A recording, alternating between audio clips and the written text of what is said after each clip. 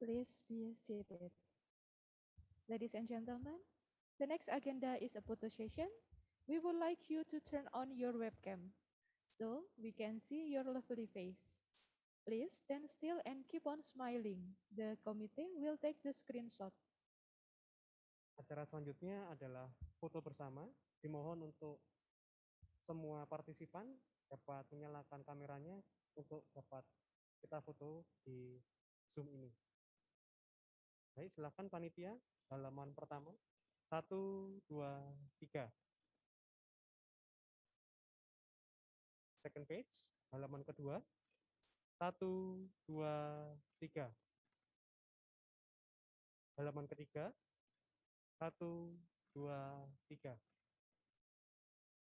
Halaman keempat. 1, 2, 3. Baik, terima kasih. Thank you.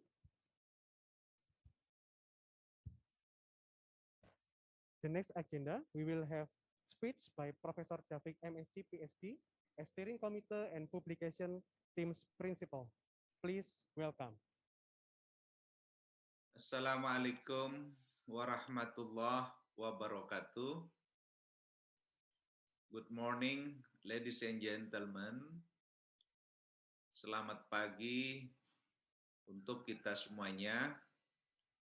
Alhamdulillah wa syukurillah wa la hawla wa la quwata illa billah amma ba'du. On behalf of steering committee and publication teams, I gratefully again welcome to all of you on the second days of the third ICOPAMBS Conference 2021. Today is the last day. Hopefully, the people or the participants who haven't presented their slide, they can deliver it today and we can finish the ICOPAM Conference 2021 in this day's session. Today we still have two plenary speakers from Thailand and as well as from India and also from Indonesia. Altogether we have three plenary speakers. And of course, after plenary speaker, you are asked to present again and you are invited to join the room even you have finished a presentation yesterday, but you are welcome to join our room today to have a discussion or to exchange the idea of the recent research as well as maybe to build or to develop a joint research for the future after sharing in the parallel session. So after that, the rest of the job of your task for the short future, you should finish your paper as a template obtained from GOP conference proceeding template. So make sure that your paper contain IMRAD, introduction, method, result, and discussion. And as well as you should consider the proportion of the number of pages on each element of the IMRAD. Please consider that you should make sure number of pages of the result finding should be more number of pages compared with the introduction page, because now GOP managing editor and as well as IO publisher in general giving a little bit tougher, yeah, requirement for having a publication in this conference proceeding series, since there are number of IOP publisher proceedings have been rejected and cancelled out from the Scopus source. So they are getting a bit careful about notifying or reviewing your paper. It is a disclaimer after rejection.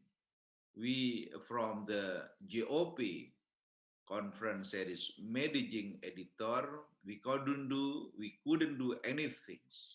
Yeah, even we give some reason. Yeah, that's we will revise the paper. They reject it again because maybe the what reason of the rejection due to the similarity of the paper content as well as not enough research findings, or you have a weak methodology. So you should make sure that your paper is in the well-written, using a good English, and as well as you should make sure that you have a good methodology and a good research findings. We have at most 1 month to finish the paper. For the corresponding author, of course, you should have a very frequent discussion with the co-author to finish the paper.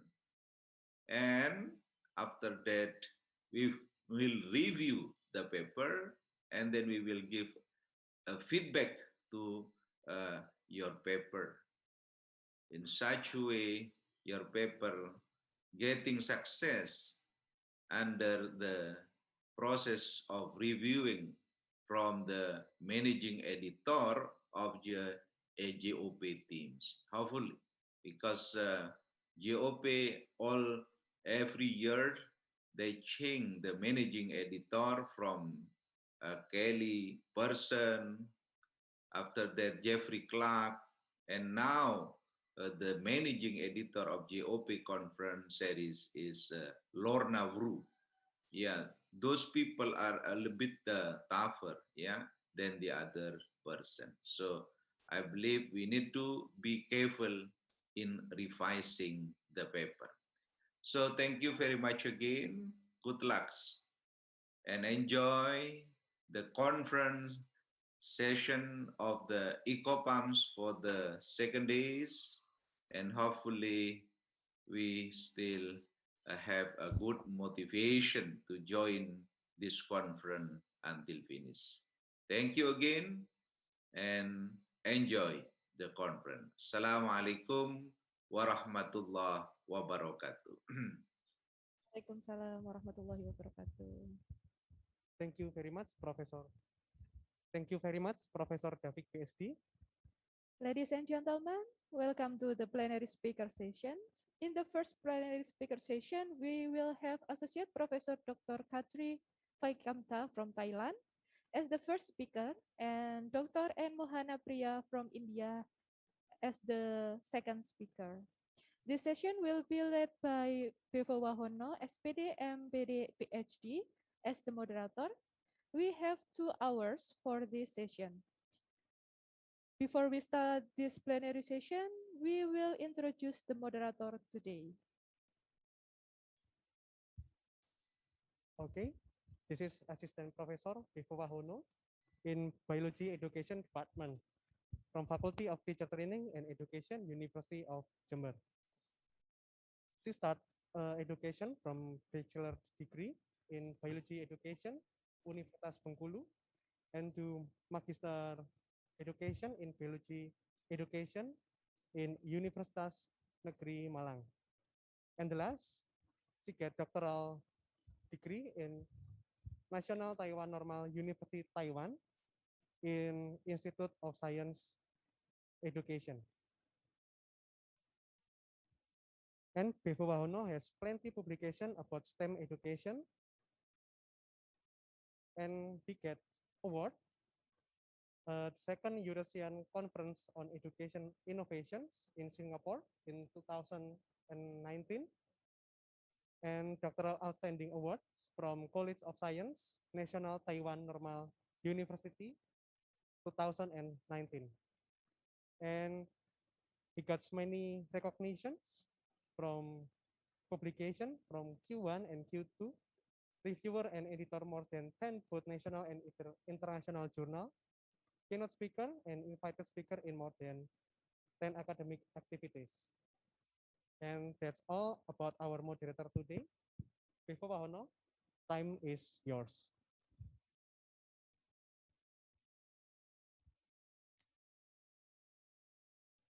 Yes. Okay. Thank you, Master of Ceremonies, Mr. Aditya and Dr. Biahana for the magnificent introduction. Assalamualaikum warahmatullahi wabarakatuh. Ladies and gentlemen, I am Bevo Wahono. This morning, I will serve you as a moderator on the second day of ICOPAMBS 2021. As we know that the topic of our conference is International Conference on Physics and Mathematics for Biological Science. Therefore, today we are lucky to have the two special guests. Morning, Professor.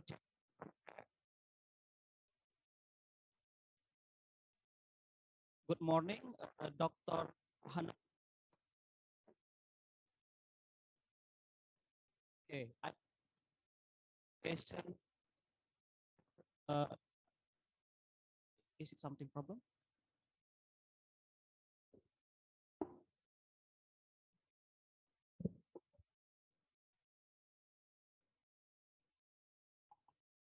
Okay, check. Okay, I'm sorry because there is something problem with our microphone.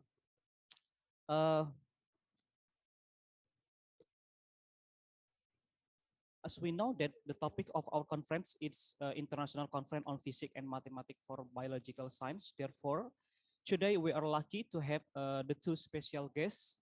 Good morning, Professor Chetri from Thailand. Can you hear me?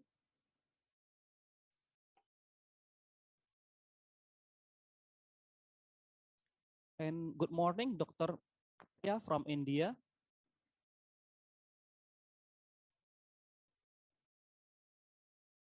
Prof. Chetri and Dr. Mohana Priya, are you there? Yeah, good morning, Bevo. Good morning, ladies and gentlemen. Yes, thank you, Bob. I'm so sorry if my pronunciation of your names is quite weird for you. Well, ladies and gentlemen, before I kick off the presentation session for the keynote speakers, I would like to share some information to you. We divided the conference this morning into two sessions. The first will be the presentation parallel from our keynote speakers. Then the second one is Q&A session. So we are going to start the first session that will be delivered by Professor Chetri Vaikamta. Prof. Chetri and I have met before, perhaps in 2018 or 17. It means we have known each other a long time ago, about 3 or 4 years ago, Prof. That's why the conference committee appoint me to be a moderator this morning. He is a very humble person, as well as very productive person in terms of academic activities. I'm gonna read his CV briefly. Okay, his name is Associate Professor Dr. Chetri Vaikamta. The office in the Science Education Division, Department of Education, Faculty of Education, Kasetsart University, Bangkok, Thailand. And then for the doctoral philosophy, he got from Faculty of Education, Kasetsart University, Thailand. 2007, and other academic activities such as postdoctoral training from Shizuoka University, Japan, and then University of British Columbia, Canada, and then also the last one, University of Waikato, Hamilton, New Zealand. The field of interest of Professor Chetri, for example, pedagogical content knowledge or PCK, and then STEM education, science teacher education, self-study research, and action research. He got so many honors and awards. I just mentioned some of them. For example, Outstanding Science Teacher of the Year from the Science Society of Thailand under the patronage of His Majesty the King. This is a kind of national award. Another one, for example, Outstanding Educational Researcher, Thailand Education Dean's Council, also the national award. And then for the other academic activity, for example, as editorial board member in the Journal of Science Teacher Education, Asia Pacific Science Education, and the others. And then some selected research papers in 2019, published in the Research in Science Education. And then also in the same year, in the field of STEM education, published in the Journal of Chemical Education. I think it's briefly the curriculum CV, curriculum vitae of Professor Chetri. So, Prof. Chetri, then you have about 45 till 60 minutes for a presentation, and time is yours.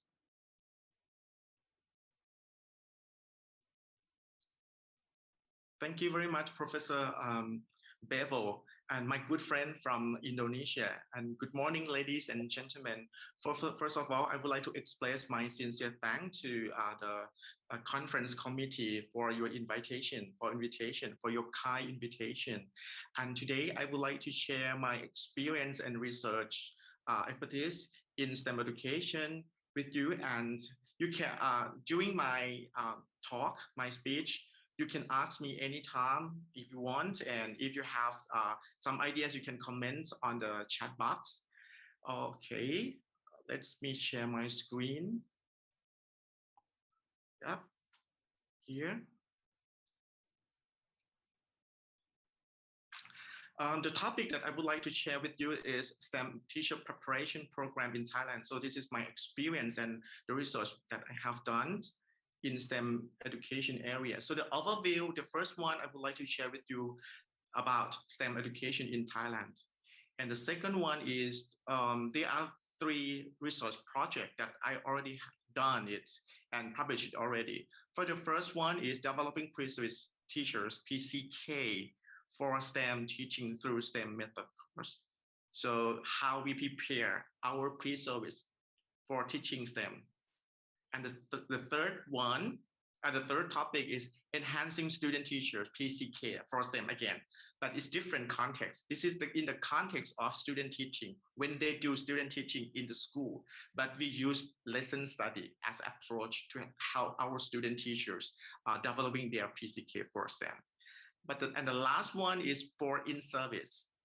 So I also, develop or enhance in-service science teachers PCK for STEM through the classroom action research. So different approach and different people.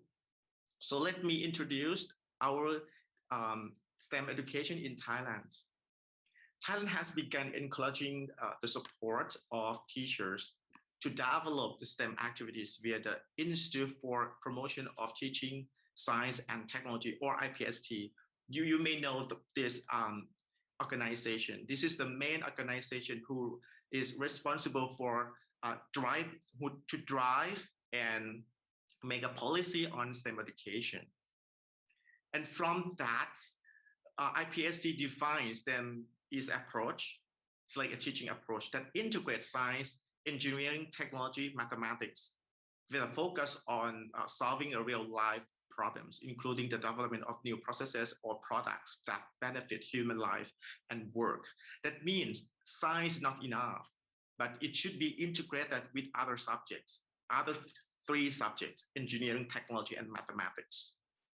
So what is the impact from this policy? The first impact is we have a new learning objectives, not just only inquiry, not just only scientific literacy, but we move on to engineering design process and STEM literacy. Our government or the IPST try to, launch the policy and address STEM literacy as one of the goals of the curriculum, especially science curriculum. And what changed? So we have a new curriculum from that policy. So right now we have 4 strands or 4 subjects covering the 12 years of basic education. But the first one is biology science, physical science. Third one is earth and astronomy and space science.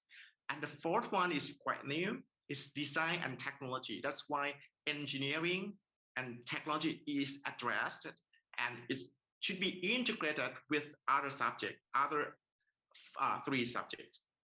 That's quite new for us.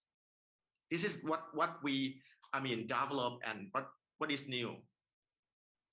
But in terms of research, from that policy, there are many impacts, and the trends of research move on to science classroom, but move on to STEM education. But what we found in Thailand and other countries also, some research on STEM education focus on teachers' attitudes towards STEM education. Okay, there are many research done in this kind, and also perception and self-efficacy. And also look at professional development, the teacher education and professional development program, and look at its impacts on teachers' perception. This is the gap, because many research done on the PD program or teacher education, but focus just only teachers' perception, but not much focus on teaching, their teaching ability. So this is the reason why my research area focus on PCK for STEM. PCK stands for pedagogical content knowledge. It means it represents teachers' ability to teach science or teaching STEM. In this topic that I am presenting is PCK for STEM. So how teachers teach, how they deliver their understanding or their skill to the students, things like that. Yeah, as I mentioned, yeah, not many research done on teacher understanding and teaching STEM. This is the reason. Okay, so I would like to show you my first project. The first project is the collaborative research with I work with professor from UK, Vietnam, and also Indonesia. We call science education in Southeast Asia, teacher training for quality education in STEM. And the abbreviation, the name is My STEM Project. It's an international research project which aims to improve the quality of teacher education in STEM across Southeast Asia. And our team developing the course we call My STEM course for our pre-service teachers. And this is our collaborators. Okay, the first one is University of Dundee, and me myself from Kasetsart University. My friends from Hanoi University of Education. My friend from Indonesia. We work together, and we are supported by GCIF, which is the funding agency from the UK. What we have done so far, we developed the My STEM pre-service teacher education curriculum, which aimed at creating plans and lessons for students that involve both models. We focus on model because in STEM, there are many areas, but we focus on model and modeling, how model and modeling play roles in STEM, things like that. That's why we try to, find something different. The second one is describe modeling as clinical practice of scientists, because scientists use model in their, in scientific inquiry, and they develop model as a knowledge to explain the phenomena and its role in the nature of science. And the third one is identify contemporary examples of where STEM has been used for its inquiry for society. So I won't go through all 9 objectives, but you can look at briefly of the objectives. Briefly, we would like to introduce model. We would like to introduce STEM, and we introduce model in STEM, and we would like our student teachers to be able to assess student understanding of model and modeling, things like that. And this is the content of the course. I would like to share with you 9 activities. First one, we introduce, we assess student teachers understanding of model and modeling.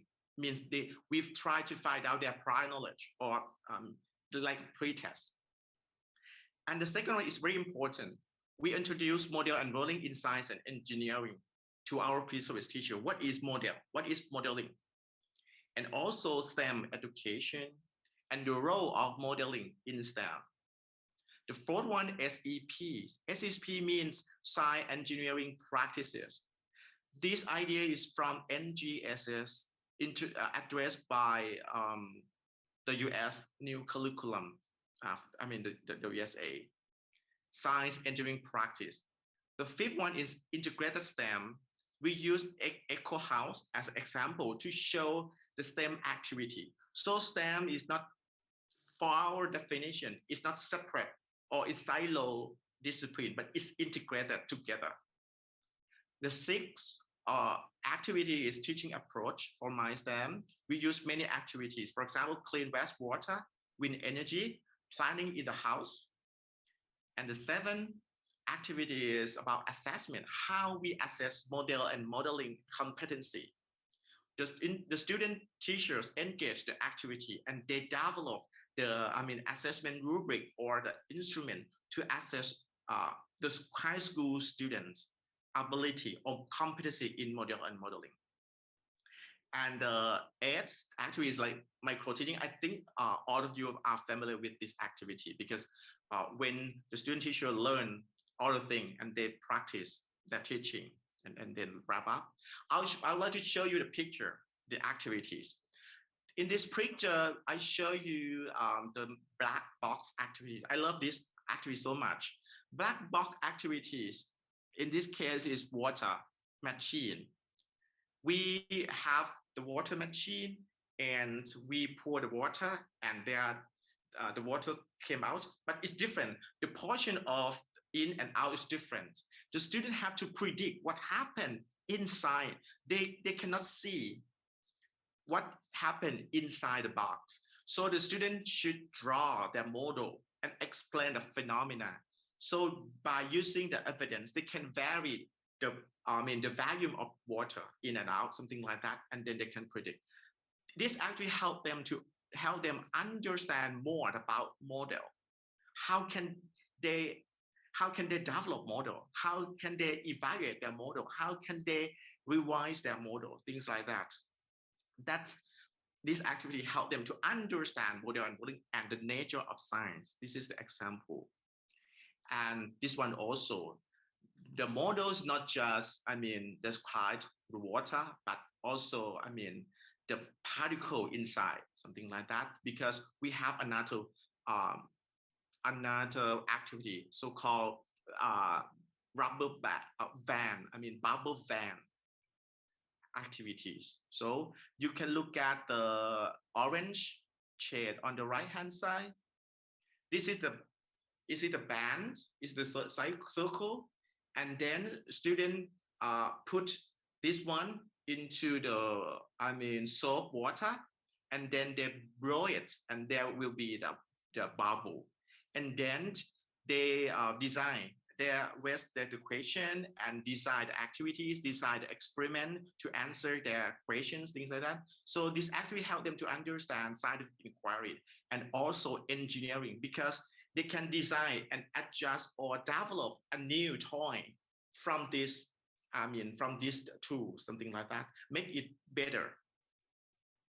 Things like that. And I won't go in very detail, but this is just example of the activities. So the student understand more about science, about engineering, what make it different from this activity, from the bubble van and from the black box activities. That's what we found from our research project.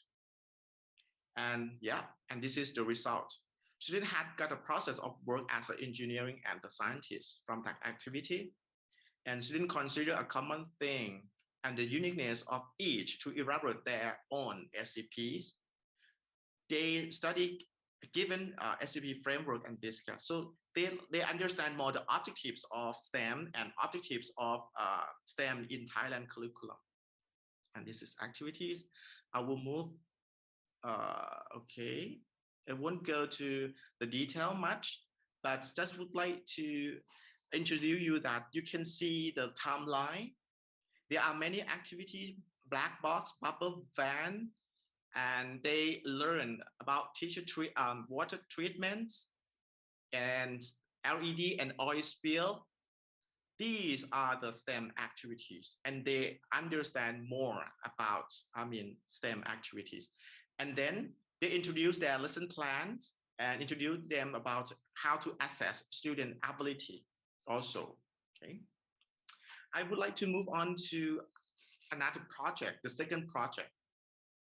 This project is about engaging PCK for teaching of pre-service science teachers through lesson study. That means I would like to enhance student teachers, the student who teach in school by using lesson study. That the variables or the objective is help them to teach a particular subject using STEM. I would like to introduce you about PCK first. What is it? Why we use PCK? Okay. And this is the paper that we already published just like last month, just quite new.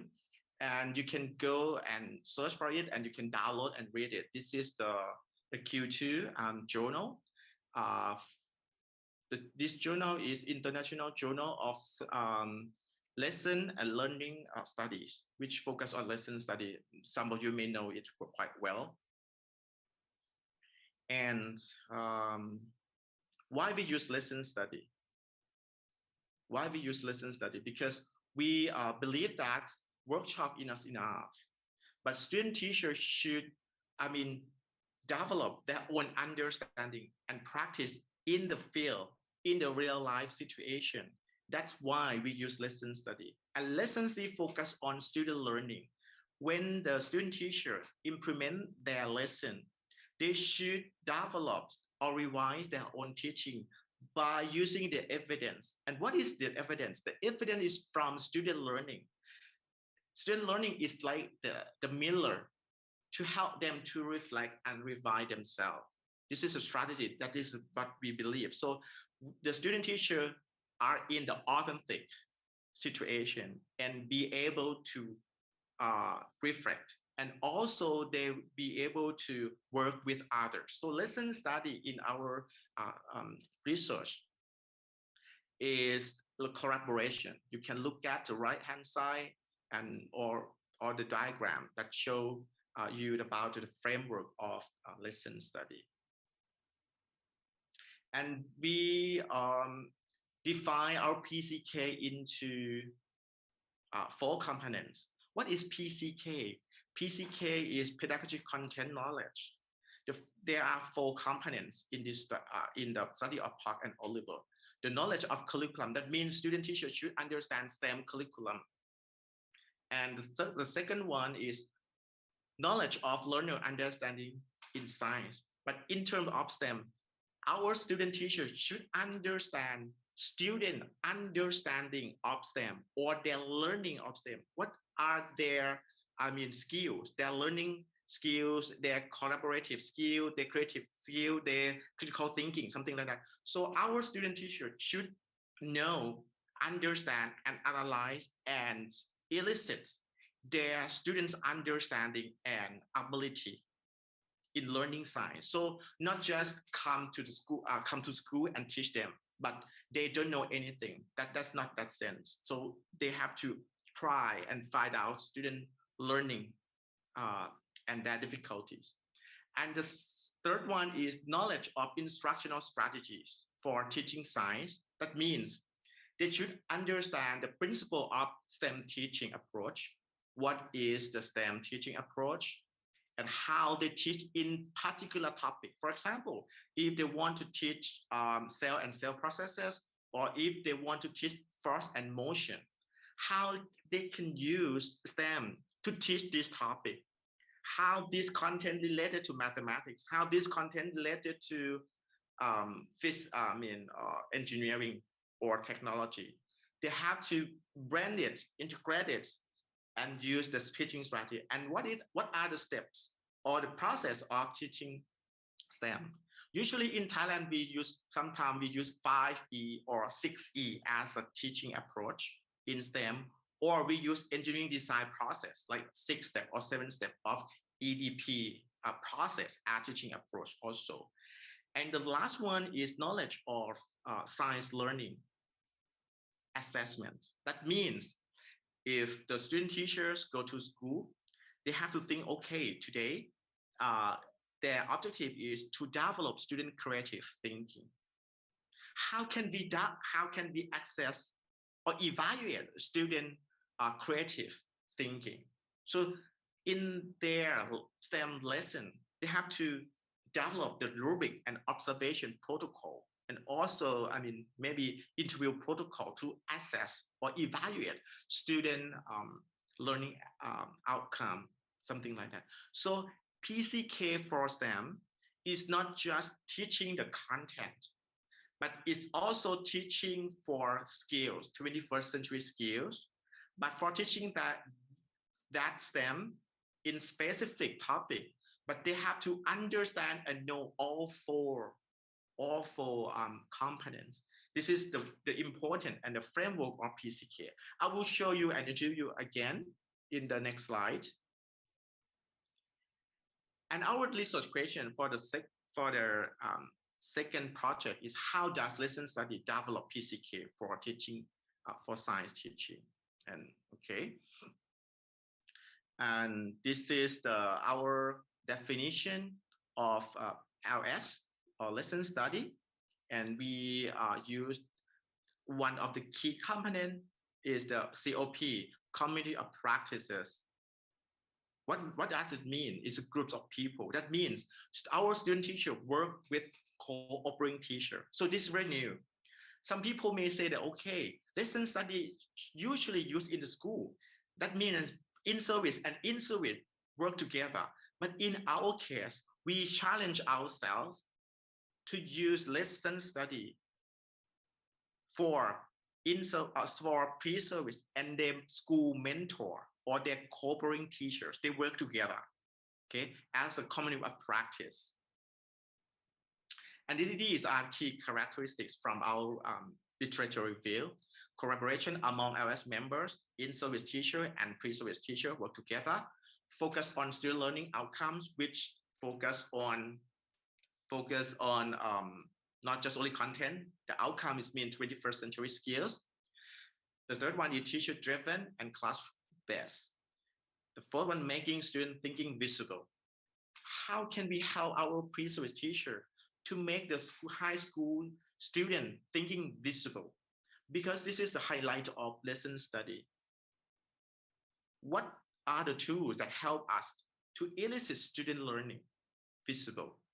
The fifth one is in-depth attention to a single lesson with learning goals in mind.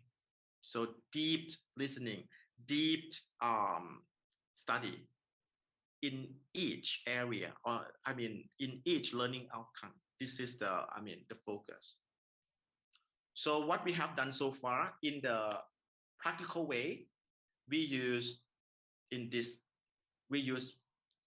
look at this. We use 4 steps in our study. We review all steps from the literature, and we conceptualize our study we have 4-step: plan, do and see. Do and see means implement and observe at the same time. And then student teachers and their co-curricular teacher reflect their lesson together and reteach. I would like to share with you the first one, plan. Pre-service teacher and co-curricular teacher plan the lesson together. And one of the student teacher teach, pre-service sit at the back, observe. And then after the lesson, they reflect together. We have the tools for them to reflect their lesson and reteach. Reteach is very interesting. That means they take turn. The the second round is in-service teacher teach and pre-service sit at the back and observe in-service teacher teach in the same lesson. But not just sit at the back, they can walk around and observe the student learning. They help each other, something like that. That's what happened in our field experience teacher education program. And as I mentioned, I already mentioned about it. Okay. And lesson study is not just doing lesson study, but they also do the research. Actually, we call the research lesson because they have the clear objective, clear research, question. Okay, I will move on to the next slide. Okay, we have, in our study, we have 2 teacher candidates. That means pre-service teachers, 2 pre-service. This is a case study. So not a small number of people, and 1 covering teachers and 1 universal mentor. Actually, we have 4 groups of people, but in this study, I'm presenting you just only 1 group. That means there are just only 2, but actually we have 5 teacher candidates in our study. But today I would like to show you just only 2, and 2 covering teachers and 1 universal mentor. And here are the components of the community of practice. They work together. And we collect data by using core content representation is a tools. And you can search in Google, you can see the tools and developed by professor from Australia. We analyze the lesson plan, interview, observation, and teaching log. Teaching log is like reflective journals, something like that. We do the inductive analysis, which is the qualitative data analysis. Okay. And the context is we run the program's 5-year teacher education program. So this is what happened.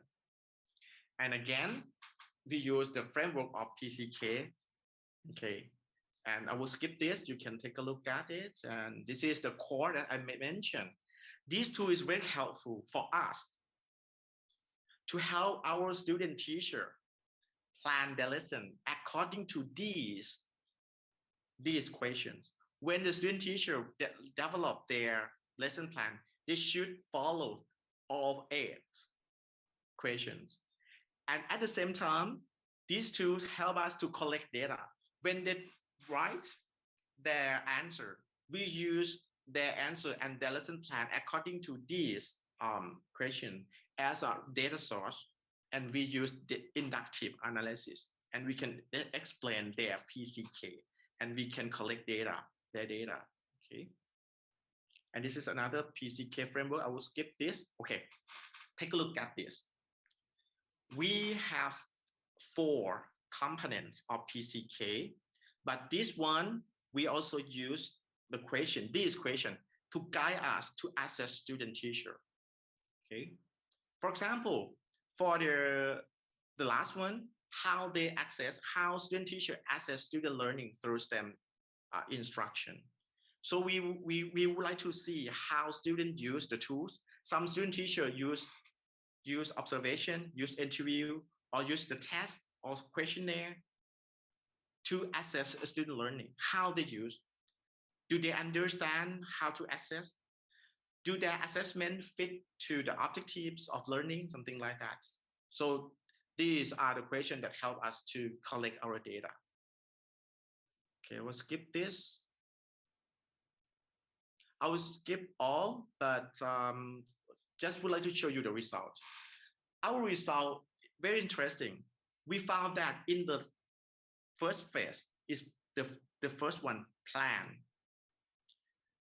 our lesson study help our student teacher to develop two components. The first one, knowledge of learner, understanding, and their assessment. For example, when they plan, they ask the covering teacher and they discuss together, what is the objectives of this lesson? And what are the student prior knowledge? What are the student difficulties in this lesson? For example, this plan, this discussion, this community of practice help them to work together and think beyond, like a predict student difficulties when they're going to teach. So the plans ahead, something like that. But in specific area, for example, when they teach cell and cell processes, in this subject, in this topic, they are very abstract. This content is very abstract. So what is the difficulties of the student when they learn this topic? What is the misconception or anti-conception, for example? And how should we assess? How do we know? What is the instrument should we assess student learning? For example, this is the plan phase that what happened. Okay, and this is the evidence that and the evidence and example that we found from our study. I won't go into detail. Okay, you can look at our paper later. And for the second phase, is also interesting. In do and see, this is activities. Pre-service teacher teaching, in-service teacher observe and walk around, and it can help our pre-service teacher enhance their knowledge in action. That means reflection. When they get a problem, they reflect immediately and they adjust their lesson. When the pre-service teach and in-service teacher or current teacher can also, look at and give some feedback right away, something like that. And this is the code from our interview and also the reflective journal. And we have quite a good reflection. And that means our student teacher develop their knowledge in action.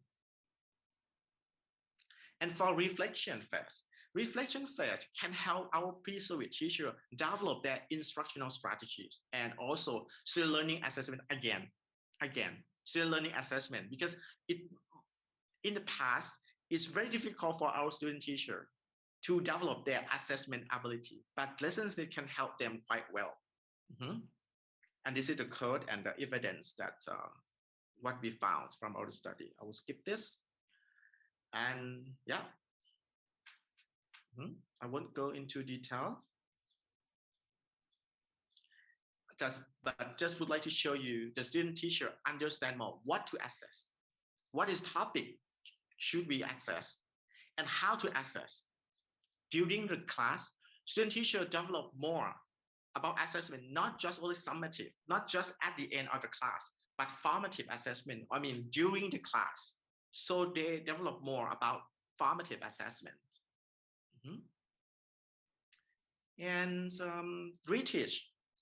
Reteach, that means in-service teach, pre-service observe. Student teacher develop their knowledge on action about instructional strategies. Okay, and this is all the evidence. Okay, not just only PCK, but they also develop their teaching efficacy. They have the confidence, more confident in teaching other topic when they, already implement the lesson, and they also have the support from cooperating teacher. That means they feel comfortable in teaching quite fast. They grow up quite fast when they engage the lesson study. I think the time is almost finished, but yeah, because I have three projects to share with you. And here I will go on to the third project and the third project. Okay, so I would like to remind you again. The first one is about my STEM model and modeling in STEM education. The second is PCK for STEM using lesson study. And the third one is the last one, the last project is enhancing in-service teachers' pedagogy content knowledge for STEM through like classroom action research. We use classroom action research. So take a look at this, and this research is already published in Journal of Science and Mathematics Education in Southeast Asia last year. Okay, I work with my PhD student, two of my students, and we work together. And the objective of this project is developing PCK for teaching STEM. And the approach, we review a lot of approach that is possible to enhance PCK for STEM. For example, mentoring, site-based, teacher as inquirer, lessons, whatever. But we select action research because we believe that action research cover all ideas. For example, in action research, we also have mentoring. In action research is site-based professional development also because teachers, they work together in the school and develop their research question and develop their lesson during their teaching. So action research is quite good approach or idea that cover the PD professional development strategies. In terms of action research, what we believe, it may different from our Thai teacher educators. What we believe in action research is a first-person research. It's about research about ourselves, about themselves. So the student teach and the in-service teacher, they have to use systematic inquiry to find out their best practice. Okay, the best practice. They are a researcher. They are critically reflective practitioner. And they are socially construct the knowledge with their work together. That is a framework of action research. And we review a lot of literature, and we found that action research can enhance teachers' understanding of nature of science and enhance their ability to teach particular subject or PCK. That's why we use this. And our framework, we focus on PCK, we use action research, we focus on 4C. 4C is 21st century skills and also problem solving skills. Student learning, we focus on student learning. We focus on self-study. And this is our team, we work together. So in our project, this is a framework. We believe that teacher as a learner, we won't give them the lecture. We do hands-on activities, help them to learn action research by themselves, by engaging activities, face the real situation, something like that, not the lecture one. Teacher as a researcher, teacher as a reflective practitioner, when they do action research, they have to write their, reflective journal in every lesson to reflect their own teaching. And we try to bring practice into theory. That means the teacher can come up with their own knowledge. They can practice, they can teach, and then can analyze their own best practice and come up with the principle, teaching principle by themselves. Not just only listen to Professor Chatri and what he said, no, but they have their own idea, their own teaching style, something like that, and this collaborative learning environments. You can take a look at our program. This is a PD program for enhancing PCK of the teacher. And yeah, here. Okay, take a look at the program. The first one, we have the 3 blocks. We introduce STEM education activities. We introduce classroom action research or CAR. We introduce e-portfolio and also CCI. Is Bevo familiar with this one also?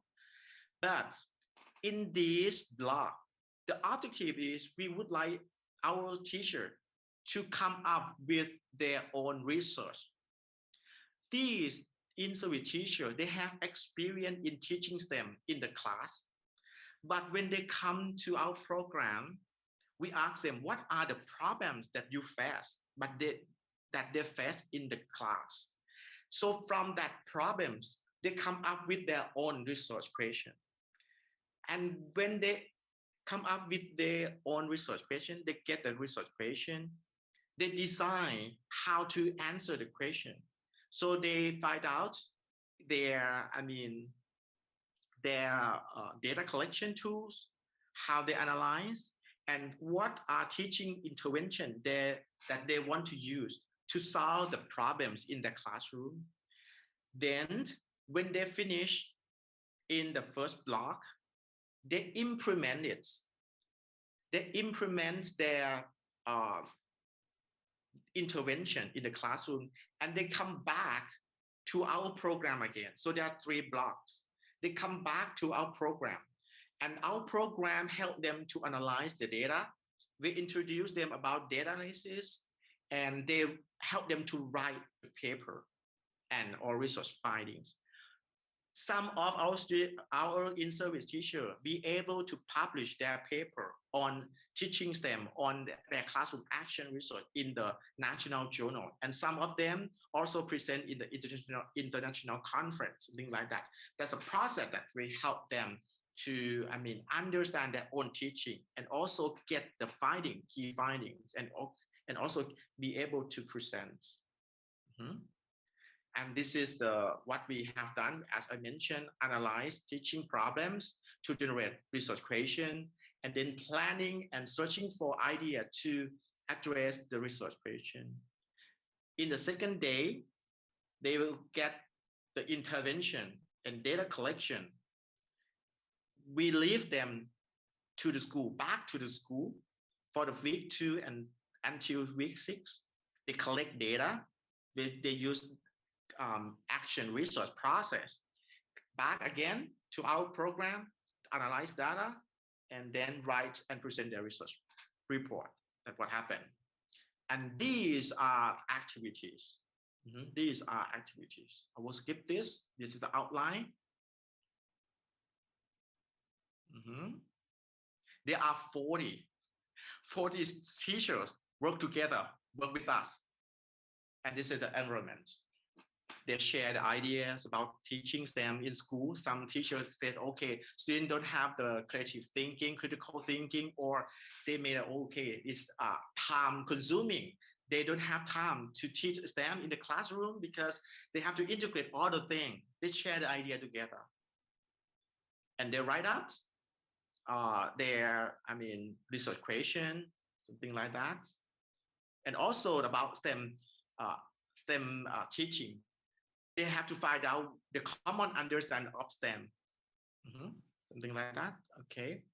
And they share, okay, their research question according to STEM teaching, okay, and discuss together. So this is what I said. This is the active learning. This is teacher as a learner. We won't lecture them, okay, there's a question is like this, action research is blah, blah, blah. We won't teach them like that, but we engage them, do activity first and come up with the theory later, things like that. And this is examples of our teachers' research question. You can take a look at the research question. It's quite different from other paradigms. That means they analyze themselves. They want to develop themselves. How do I develop my student scientific argumentation skills through STEM activities in the topic of evaluation? This is a very PCK one because evaluation is topic specific, but they would like to teach STEM and also want to teach them that one high school student or school student to develop scientific argumentation skill. So this is a problem that they have. This is the question that come up in their mind, and it can be their own research question. From this question, so they develop the intervention or teaching or develop the lesson plan, but the teacher have to review about scientific argumentation, study more, learn more about argumentation skill. So It means if they read more, they understanding more. And they will go in depth to activities, STEM activities that fit to argumentation and also that fit to evolution. So it's tough, but it's challenge for our teachers. And another one is research question. Okay, I think time's almost up. I will spend 5 more minutes. Okay. And we have a team, we have a mentor. This is my graduate students. They are mentor for in-service teachers. We work together. So it's quite a lovely team. And here, and this is it's in Thai, but they show the teacher about argumentation. There are many variables. There are many learning outcomes. So they share the experience about student learning. And this is a critical thinking. Okay, student learning. The teacher who come together, 40 of them, they have the different focus. Accidentally, we can group the common interests into 5 categories. Some of the group, they're interested in critical thinking, some interested in collaborative problem solving, PCPS, as addressed by PISA, OECD, something like that, creative thinking, argumentation, engineering practices, scientific conception, something like that. So teacher work according to this topic. If they have a common problem and common interest, they work together. They help each other, something like that. And we also introduce them about STEM teaching. Okay, STEM teaching, for example, biomimicry for STEM, something like that. Okay. And sorry for the time. And okay, finally, when we get the data analyzed, blah, blah, blah, and this is like a conference, they share the project together. Some of them bring their tools and materials from the schools and share with the peers, share with their friends. And they present their own best practice teaching according to STEM activities. That what happened. That's like a poster session. Mm-hmm. And this is an example of their research question. The best practice using SLED model to teach problem solving skill for the grade 5 student in the topic of structure and function of system, something like that. Is biology things. I try to translate Thai to English. And here, okay, done. Okay. And this is the Facebook group that they work together by online also during their go into the school. Mm-hmm. Okay, that's all for my experience about STEM, teacher professional development, and teacher training. Yeah, I'm sorry for the time. Sometimes I make you confused about the topic. It's very quite rushed. Okay, thank you very much, ladies and gentlemen. Yeah. Okay, thank you, Professor Chetri. What an awesome presentation. You wrap up the 4 important issues in terms of education. They are PCK, STEM education, lesson study, and also the classroom action research. Then, ladies and gentlemen, we are going to go to the second presenter. But if you have any question for Professor Chetri, just keep it first, or you may post it into the chat room, and then we will discuss it later on. We will move to the second presenter. The second presenter is coming from South Asia. That is from India. She is Dr. Mohana Priya. Morning, Dr. Mohana Priya. Study for competency domain of good morning, Morning. Dr. Mohana. Okay. Is it audible? Yes. Yes. Okay. Then I'm gonna read her CV briefly before. A minute. Okay. So her name is Dr. N. Mohana Priya from Department of Mathematics, Pangonamadu Art and Science College. and her area of specialization is the graph theory, so it's kind of mathematics. And then he also have another academic activity, for example, as editorial board member in GMS, and a bit of educational qualification. He got a PhD degree from a mathematics department, Bharatiya University, 2017. And she also have so many publications, for example, from the physical science Springer publisher, and another one from the Hagen Mathematics in the international journal Pure of Applied Mathematics, and so many others. So there is the CV of Dr. Mohana Priya. Then Dr. Mohana Priya, you have about 45 minutes till 60 minutes for presentation, and the time is yours. Thank you. Thank you for your nice introduction. A very good morning to all. I'm really very happy to be a part of this conference.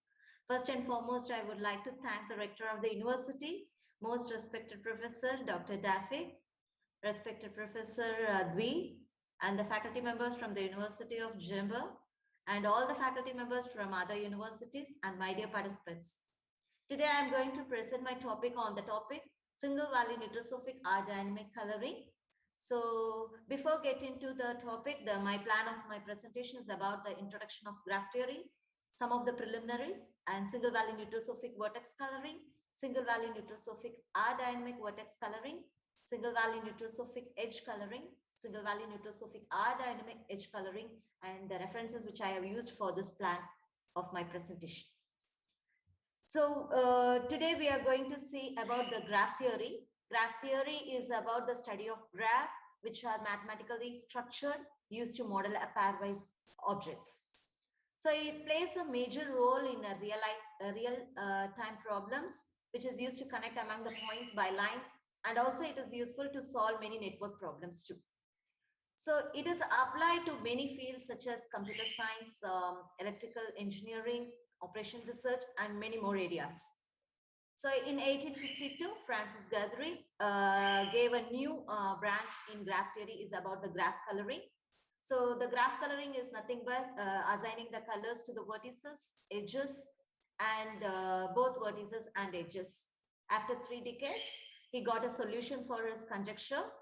So graph coloring is also used in many areas like telecommunication, scheduling, and computer networks. So sometimes in our real life, we have to deal with some precise data or uncertain relation between the points. In that case, a fuzzy technique was introduced. In 1965, the fuzzy set theory was introduced by Jade, and further work on fuzzy graph theory was developed by Rosenfield in 1975. So after that, if the set deals with the membership as well as the non-membership data, the Kashmir Atensov introduced the concept of inducionistic fuzzy set in 1986 and inducionistic fuzzy graph in 1999. Ismail and Riefet et al. Has discussed about the inducionistic fuzzy graph using alpha beta cuts in 2015, and the team have discussed about the inducionistic fuzzy coloring and strong inducionistic fuzzy coloring in 2017 and 2018. So in real-time problem, membership and non-membership values alone is not enough to find the accurate result. So sometimes the vague or indeterminacy quality also needed to consider for the decision making. In that case, inducionistic fuzzy logic is insufficient to give the solution for the problem. So in that situation, the new concept was introduced by Smarandici, the nitrosophic logic. It plays a vital role in several of the real valued problems like law, medicine, industry, finance, engineering, and many more areas. So before getting to the main topic, I would like to give a small introduction about the graph theory. So graph consists of the 2 finite set, the vertex set and an edges set. So edge which is assigned to an unordered pair of vertices, we call it as an n vertices. Then a edge which connects to a pair of vertices, then we call it as a multiple or parallel edges. An edge which starts and ends with the same vertex, we call it as a self loop or a loop. A graph without a self loop and multiple edges, we call it as a simple graph. This is an example for a graph and a simple graph. In the first figure, we are seeing about a graph with multiple edge and a loop. And in the second graph, without a multiple edge and a loop, we have a simple graph. Next, we are going to see the definition about the path, cycle, and complete graph. Before path, we have to know what is then a walk. Walk is nothing but an alternative sequence of vertices and edges. If the vertices are distinct, then it is in an open walk, then it is called it as a path. If it is a closed walk, that is except all other vertices, the starting vertex and end vertex are same, then we call it as a cycle. The complete graph is nothing but each and every vertex are adjacent to each other with n into n minus 1 edges. So after that, as I said in the introduction, this concept graph coloring was introduced in 1852. The two coloring the countries in a map be colored with 4 or fewer colors, so that every 2 countries with the common boundary are colored differently. The graph coloring, as I said in the introduction, assigning the colors to the vertices and edges, and both vertices and edges, some to, certain conditions. Proper vertex coloring is a map coloring a vertex set in which 2 adjacent vertices should not receive the same color. Then K coloring, the K colors is used to color the vertices, then it is called it as a K coloring. The chromatic number is nothing but the minimum number of colors is used to color the vertices, then it is called as a chromatic number, which is denoted by chi of G. This is an example of with the graph. The first graph is color the vertices. The second graph deals with a minimum number of colors is used to color the vertices. Here the vertex A has adjacency with F, G and B vertex.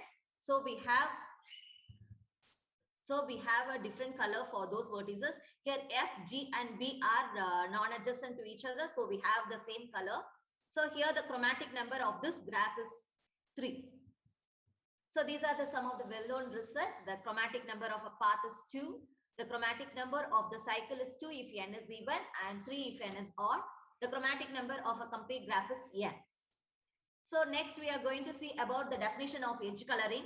Edge coloring is about the coloring the edges in which no 2 adjacent edges receives the same color.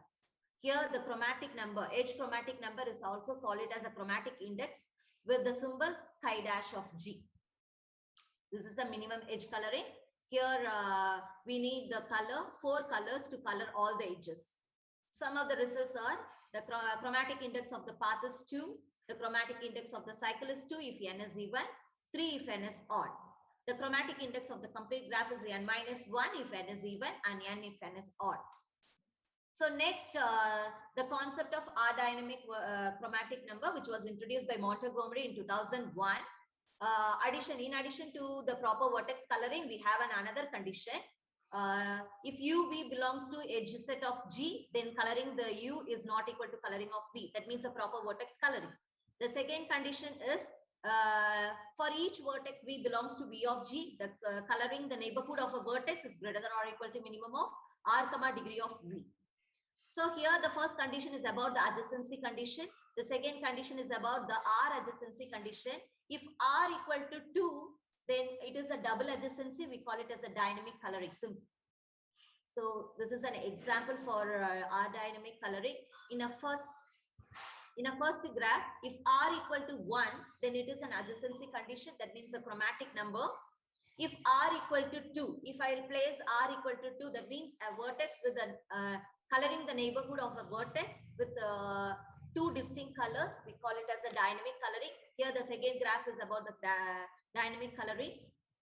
Here the third graph, it deals about the R dynamic coloring. Here the maximum degree is 3. So we need 3 colors to color the neighborhood of a vertices. That means 3 distinct colors is needed to color the neighborhood of the vertex.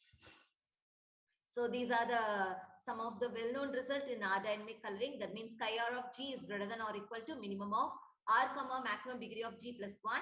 Chi R of G is less than or equal to chi R plus 1 of G. Chi of G is equal to chi 1 of G less than or equal to chi2 of G less than or equal to chi maximum degree of G of G. So for R greater than or equal to maximum degree of G, that means that chi R of G is equal to chi maximum degree of G. That means R dynamic chromatic number does not vary once R reaches the maximum degree. So this is the definition which we have introduced. That is R dynamic edge coloring is defined by a function Fe dash such that Fe dash is from the edge set to the integer 1 to etc. m. So coloring the edge UV is not equal to coloring the VW, where UVW belongs to the vertices of G. Then coloring the neighborhood of an edge is greater than or equal to minimum of R comma degree of UV. U comma V belongs to V of G. That means the first condition is about the edge chromatic number, edge coloring, and the second condition is about the R dynamic edge coloring. So here we will denote the R dynamic edge chromatic number by the symbol gamma R of G.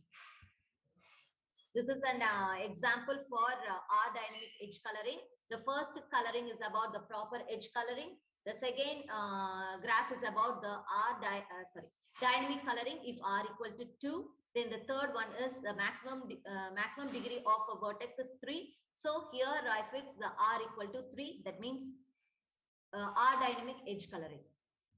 These are some of the results. Gamma R of G is less than or equal to gamma R plus 1 of G. Gamma R of G is greater than or equal to minimum of R comma maximum degree of G plus 1. Gamma of G equal to gamma 1 of G less than or equal to gamma 2 of G less than or equal to gamma maximum degree of G of G. For R greater than or equal to maximum degree of G, gamma R of G equal to gamma maximum degree of G of G. So now we are getting to the nucleosophic concept. As I said, the nucleosophic concept, we are going to take a membership, non-membership, and indeterminacy value too. So here I will like to give one example. Here I'm going to take a crisp set. A crisp set is nothing but an element is either in a member or not a member. So here we are going to classify. If I consider only the membership function, we call it as a first set. And if I consider membership function, we deals with the set inductionistic set. If I consider both membership, non-membership, as well as the indeterminacy function, we call that is set is called nucleosophic set. Let A be a space of object or points. A nucleosophic set X in A is represented by truth membership function, which defines Tx of A, and indeterminacy function I, which is defined by Ix of A, and falsity membership function is defined by Fx of A. The function Tx of A, Ix of A, and Fx of A are real standard with an closed interval 0, 1, which means that Tx of A takes the value from A to the closed interval 0, 1, and Ix of A takes the value from A to the closed interval 0, 1, and Fx of A takes the value from A to the closed interval 0, 1. If we add the membership function, indeterminacy value, and falsity membership function, it lies between the value 0 and 3. Then I'm going to introduce the concept of single value nucleosophic set. So in this single value nucleosophic graph, we take a pair of x comma y, where x define the nucleosophic set n to the closed interval 0, 1, and y is a function from n cross n to the closed interval 0, 1. It has a certain properties. Suppose if I have two vertices u and v of the set from the nucleosophic set n, then the edge uv.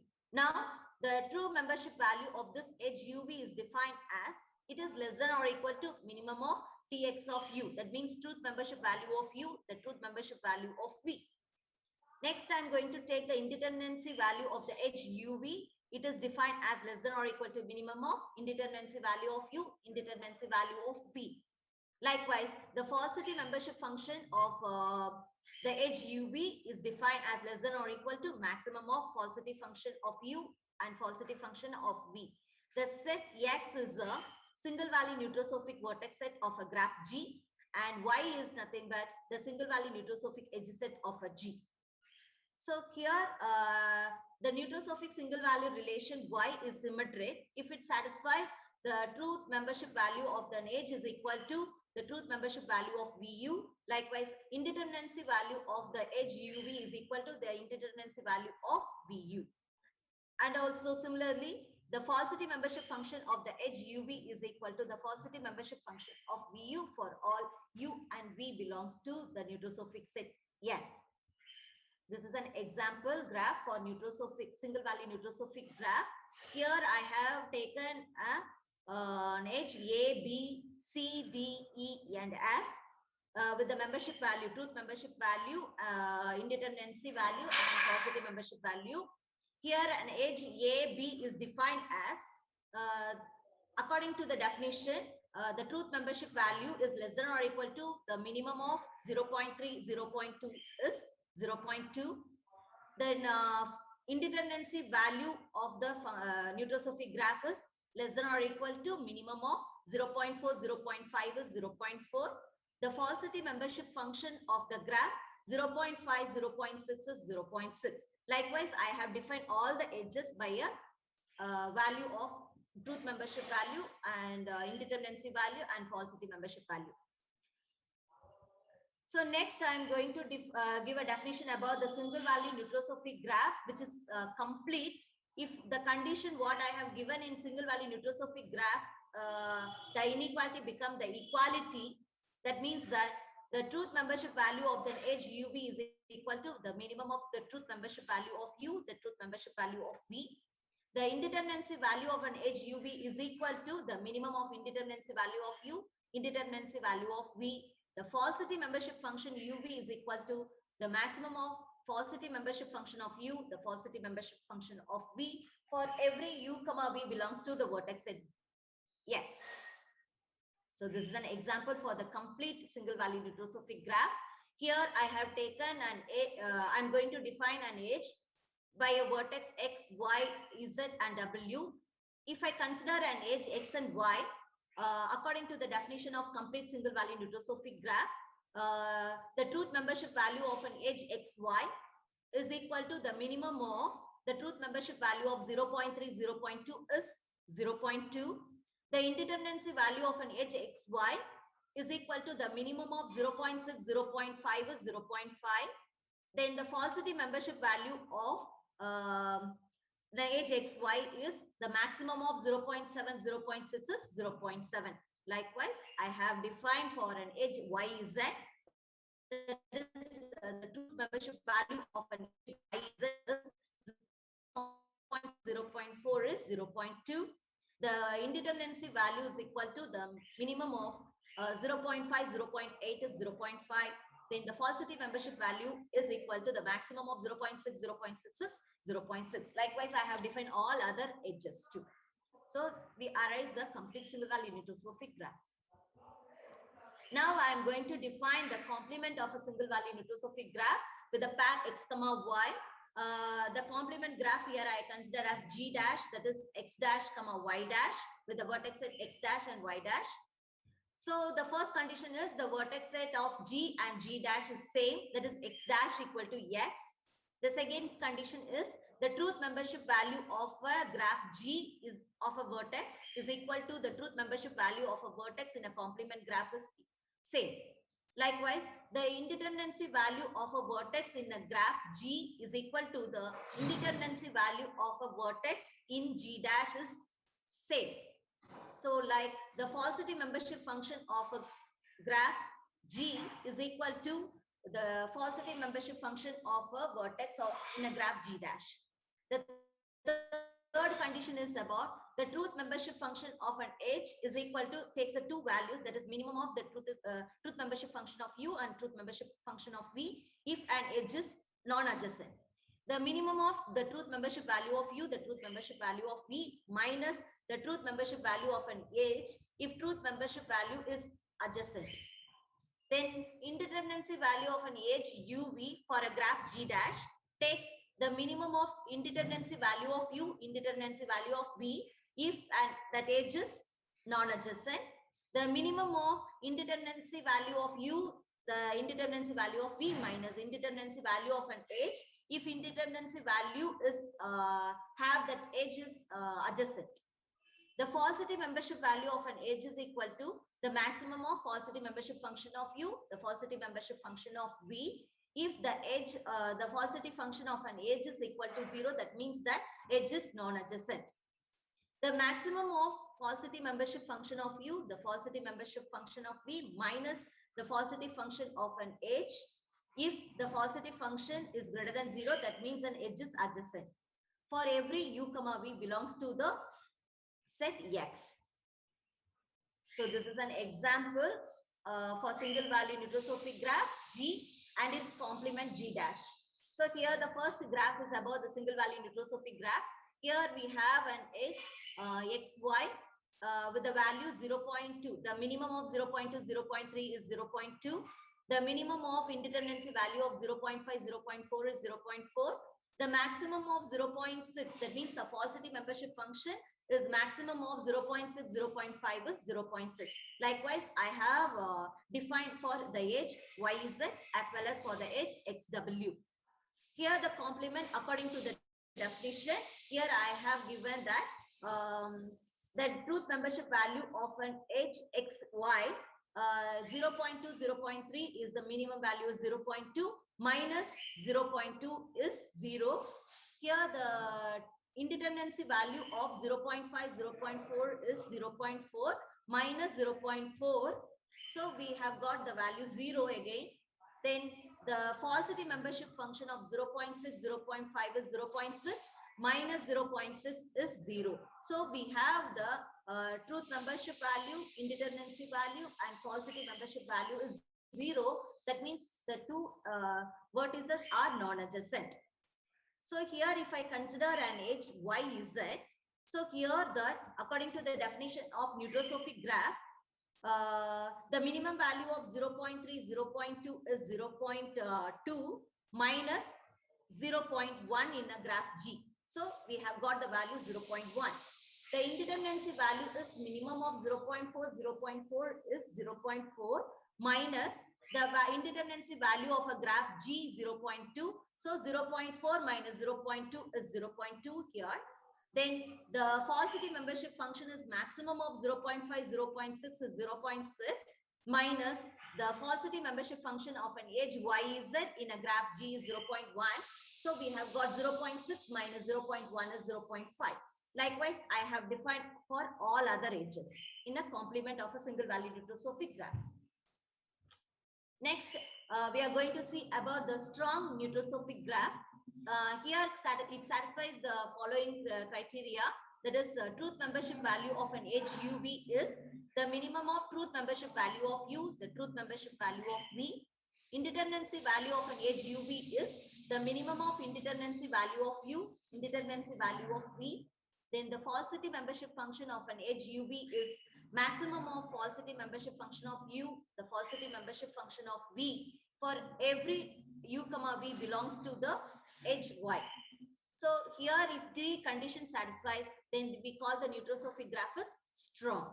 Suppose if I consider a path in a single value neutrophobic graph, it's as a sequence of a distinct vertices V1, V2, etc. Vn, which satisfies the condition Ty of Vi minus 1 comma Vi is greater than 0.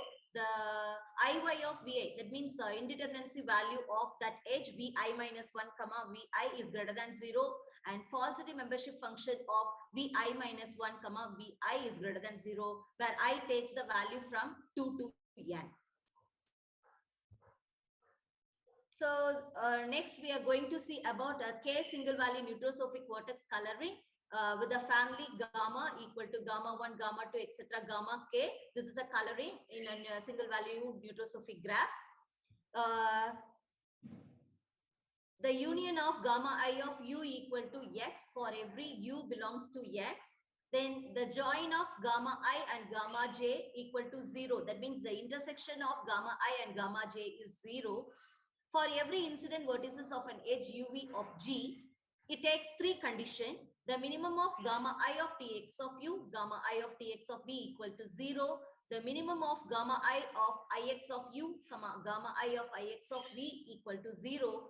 And maximum of gamma I of falsity membership function Fx of U, gamma I Fx of V equal to 1, where I varies from 1 to K. So this graph, single value neutrophobic vertex coloring is denoted by the symbol chi-V of G. So we call this one as single value neutrophobic chromatic number of a graph, single value neutrophobic graph G. So now we will go for an example.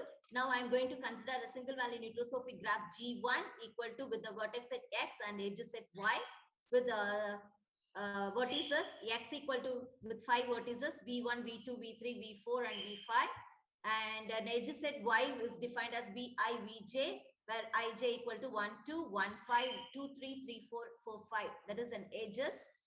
The membership value is defined as the truth membership value of Vi, the indeterminacy value of the vertex, and falsity membership function of the vertex takes a value 0.2, 0.3, 0.1 if I equal to 1 for the first vertex, 0.7, 0.4 and 0.6 if I equal to 2, then 0.4, 0.5, 0.8 if I equal to 3, then 0.3, 0.8, 0.2 if I equal to 4, then if I equal to 5, 0.5, 0.4, 0.6.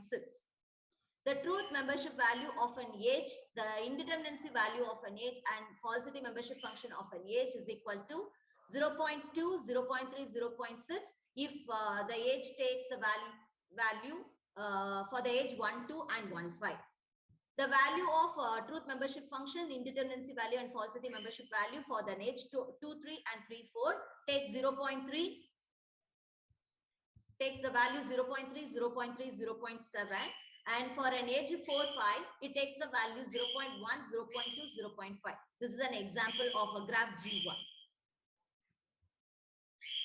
So now we are going to define that let gamma equal to gamma 1, gamma 2, gamma 3 be a family of single value neutrophobic fuzzy set defined on a vertex at X as follows.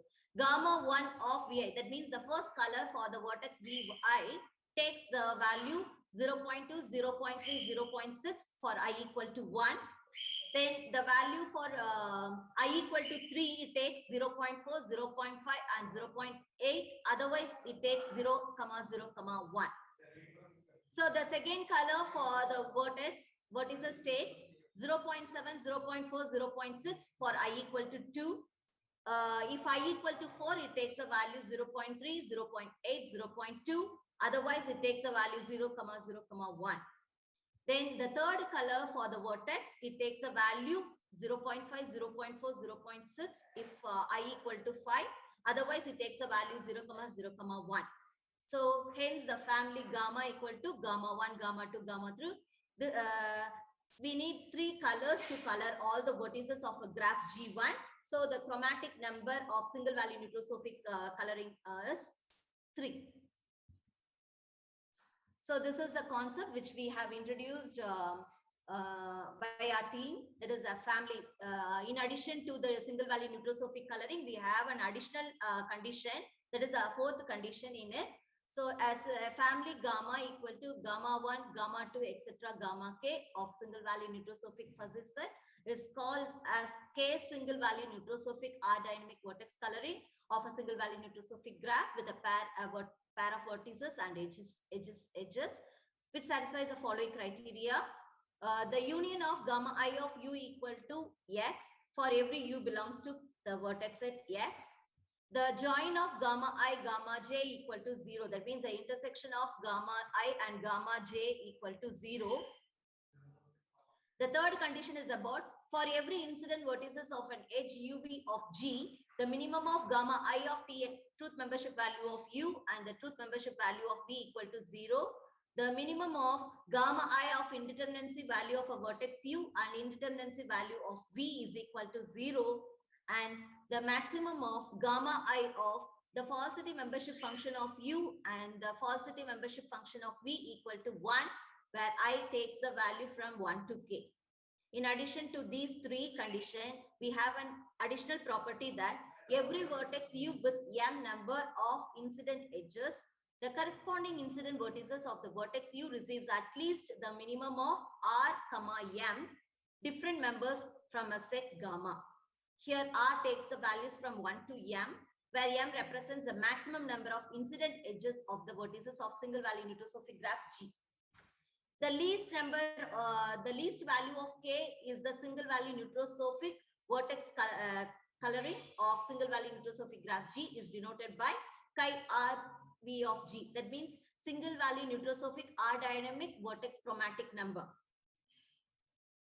So this is an example. Now I'm going to consider a graph G2 with a vertex set and edges set.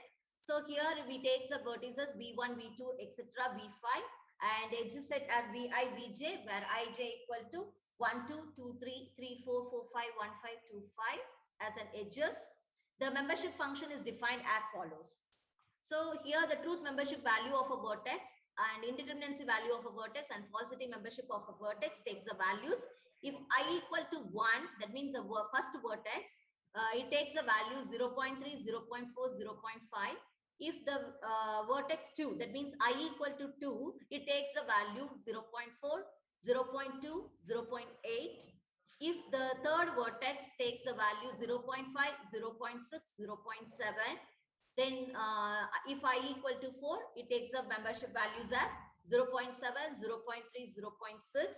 Then if for the last vertex, it takes a value 0 0.2, 0 0.1, 0 0.4. So the truth membership value for an edge Vi, Vj, indeterminacy value for an edge Vi, Vj, and falsity membership value for the edge Vi, Vj takes the values if I equal to, that means the edge 1, 2 and 2, 3 takes the values 0 0.3, 0 0.2, 0 0.6. Then for an edge 3, 4 and 4, 5 takes a value 0 0.4, 0 0.1, 0 0.5 and the edge 1, 5 and 2, 5 takes the membership values as 0 0.2, 0 0.1, 0 0.4. This is a graph which we have used. The definition of single value neutrophobic R dynamic vertex coloring. So here the maximum degree of this graph is 3. So here takes the value m by 3 by 3. So we have used 3 colors, gamma 1, gamma 2 and gamma 3. Here the first color for the vertex takes the membership value as 0 0.3, 0 0.4, 0 0.5 for the first vertex, and the membership value for the vertex, third vertex I equal to 3 takes the value 0 0.5, 0 0.6, 0 0.7. Otherwise, it takes the values 0, 0, 1. The second color for the vertex, the color class for the vertex, I equal to 2. I equal to 2, it takes a membership value as 0 0.4, 0 0.2 and 0 0.8. For the vertices I4, it takes a value 0 0.7, 0 0.3, 0 0.6. Otherwise, it takes a value 0, 0, 1. So the third color for a vertex is used for the vertex V5, 0 0.2, 0 0.1, 0 0.4. Otherwise, it takes a value 0, 0, 1. So here we need 3 colors to color all the vertices. So we cannot give less than 3 points to satisfy this condition. So hence the chromatic number, a single value neutrophobic R dynamic chromatic number of this graph G2 is 3 for R equal to 1. This is the case. The second case is about R equal to 2. It takes the 5 colors, gamma 1, gamma 2 and gamma up to gamma 5. It takes a membership value for a vertices. Gamma 1 of Vi, it takes for the first vertex I equal to 1, it takes a membership value 0 0.3, 0 0.4, 0 0.5. Otherwise, it takes the values of 0, 0, 1. Gamma 2 of the vertexes takes the value for the second vertex 0 0.4, 0 0.2, 0 0.8. Otherwise, it takes a value of 0, 0, 1. For third color for the vertices, for I equal to 3, it takes a membership value 0 0.5, 0 0.6, 0 0.7. Then it takes the value of 0, 0, 1. The fourth color is used for the fourth vertex 0, 0 0.3 and 0 0.6. Otherwise, it takes value of a membership 0, 0, 1. The fifth color is used for this last vertex by the membership value 0 0.2, 0 0.1, 0 0.4. Otherwise, it takes a value 0, 0, 1. So here to fulfill the condition of single value neutrophobic vertex coloring, R dynamic vertex coloring of graph G2, it needs 5 colors to color all the vertices. So here, when R equal to 2. The next The next, if m equal to 3, that R varies from 1 to 3. That means it takes the coloring, 3 coloring, gamma 1, gamma 2, and gamma 3. So the coloring, the first coloring is for the vertices I equal to 1, 0.3, 0.4, 0.5. For the third vertex, it takes a membership value 0.5, 0.6, 0.7. Otherwise, it takes a value of 0, 0, 1. Then the second color for the vertices, for the second vertex and fourth vertex, it takes a membership value as 0.4, 0.2, 0.8. For the fourth vertex, it takes a membership value as 0.7, 0.3, 0.6. Otherwise, it takes a value of 0, 0, 1 according to the definition. So the third color for the vertex, for the last vertex V5, it takes a membership value as 0.2, 0.1, 0.4. Otherwise, it takes the value 0, 0, 1. So here we need the 3 colors, gamma 1, gamma 2, gamma 3 to fulfill the condition of single valley nucleosophic R dynamics vertex coloring. So we cannot give less than 3 colors. So the chromatic number of single valley nucleosophic vertex coloring is 3. I'm sorry.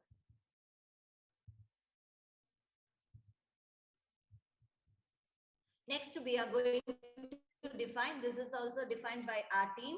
That is a collection gamma from R1, R2, RK of single valley nucleosophic fuzzy set. It is defined by definition. The union of gamma I of the vertex UV equal to the edge set Y. For every UV belongs to the edge set Y. The join of gamma I and gamma J equal to 0. The third condition is for each strong edge UV of G, the minimum of gamma I of the truth membership value of the edge UV equal to 0. The minimum of gamma I of indeterminacy value of an edge UV equal to 0, and maximum of the gamma I of falsity membership function of an edge UV equal to 1, where I takes a value from 1 to k. So here the single valley nucleosophic edge chromatic number is denoted by chi E of G. So this concept is used with an example. Consider the following single valley nucleosophic graph G3 with the edge set and vertex set. Here the edges are V1, V2, V3 and V4, and the edge set Vi, Vj as 1, 2, 1, 3, 1, 4, 2, 3, 2, 4 and 3, 4. So the truth membership value and indeterminacy value and falsity membership value for a vertex takes, if I equal to 1, 0.3, 0.2, 0.5. For I equal to 2, that means second vertex V2 takes the membership value 0.2, 0.1, 0.4. The third vertex when I equal to 3, that is 0.4, 0.2, 0.4. Then the last vertex takes a membership value as 0.5, 0.3 and 0.6. Then the truth membership value of an vertices and the indeterminacy value of an edge set and falsity membership function of an edge set takes a membership value as, if an edge 1, 2, 2, 3 and 3, 4 takes a membership value as 0.2, 0.1 and 0.4. If an edge is from 1, 3, 1, 4 takes the membership value 0.3, then 2, 4 takes the membership value as 0.3, 0 and 6. This is an example of graph G3 with the vertices V1, V2, V3 and V4. It takes a membership value 0.3 and 0.2. For an edge V1, V2, the minimum of 0.3, 0.2 is 0.2. The minimum of 0.2, 0.1 is 0.1. The maximum minimum of 0.5, 0.4 is 0.4. Likewise, we have defined all the edges by a definition. Here, here the maximum degree of this graph is 3. So it takes 3 conditions for m equal to 3.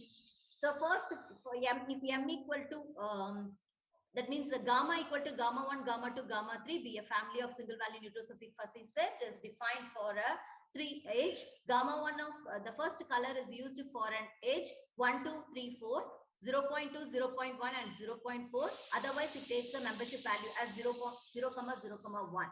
The second color for an edge Vi, Vj takes an edge 1, 4, 2, 3. The membership value is 0.3, 0.2 and 0.5. Otherwise, it takes a value 0, 0, 1. The third color for an age, it takes a membership value for an age 2, 4 and 1, 3, 0.3, 0.1, 0.6. Otherwise, it takes a value 0, 0, 1. So to fulfill this condition of single value nucleosophic edge coloring, we need 3 colors. So the chromatic number of single value nucleosophic edge coloring, we need 3 colors.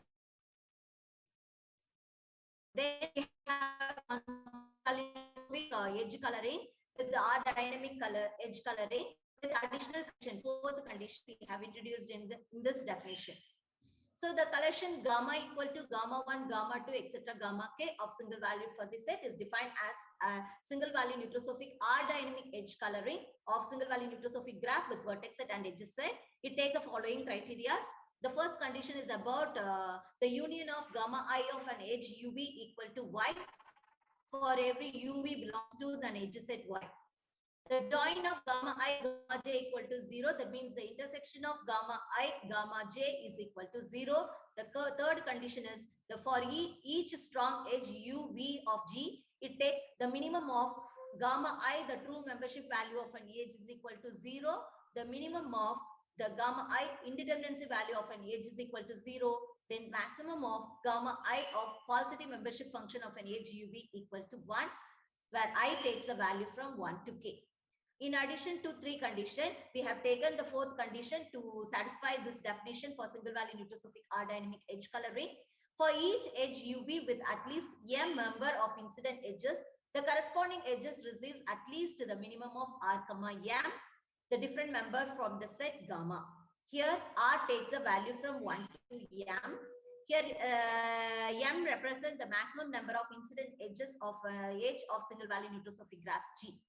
So here we take the minimum number of colors to color all the edges. It is denoted by chi RE of G.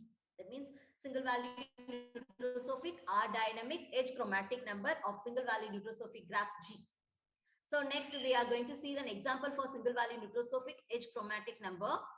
Here I am considering the graph G4 with vertex set and edges set. With single value nucleosophic vertex set, X takes vertices V1, V2, V3, etc. V6, and single value nucleosophic edge set is about VI, Vj with vertices 1, 2, 2, 3, 3, 4, 4, 5, 5, 6, and 1, 6. The membership function for the vertices and edges is defined as the truth membership value of vertex and indeterminacy value of a vertex and falsity membership of a vertex takes if the vertex 1, 4 takes a membership value as 0.3, 0.6, 0.8. If the vertices for V2 and V5, it takes a membership value 0.4, 0.5, 0.7. And for the vertex 3 and 6, it takes a membership value 0.5, 0.7, 0.6. Then the truth membership value for an edge, the indeterminacy value for an edge VI, Vj, and falsity membership function J is a membership value. An edge 1, 2, 4, 5, it takes a membership value 0.3, 0.4, and 0.7 according to the definition of single value nucleosophic edge chromatic number. So for an edge I equal to 2, 3, 5, 6 takes the membership value 0.4, 0.4, 0.6. Then for an edge 3, 4 and 1, 6 takes the membership value 0.2, 0.6, 0.8. This is an example for this. Here we have a maximum degree is 2. So m takes two values. That means r takes a value from 1 to 2. If r equal to 1, then the single value nucleosophic set is defined as if the first color class takes color for the edge VI, Vj. So for an edge 1, 2, 5, 6 takes a membership value as 0.3, 0.4 and 0.7. That is truth membership value of an edge takes 0.3. The indeterminacy value of an edge takes 0.4 and falsity membership function of an edge takes 0.7. Likewise, if for an edge 3, 4, it takes a membership value as 0.2, 0.6, 0.8. Otherwise, it takes a value of 0, 0, 1. Then the second color for an edge, edge 2, 3, 1, 6, 4, 5, takes the truth membership value as 0.4, indeterminacy value for an age takes 0.4, and falsity membership value of the age takes 0.6. Otherwise, it takes a value 0, 0, 1.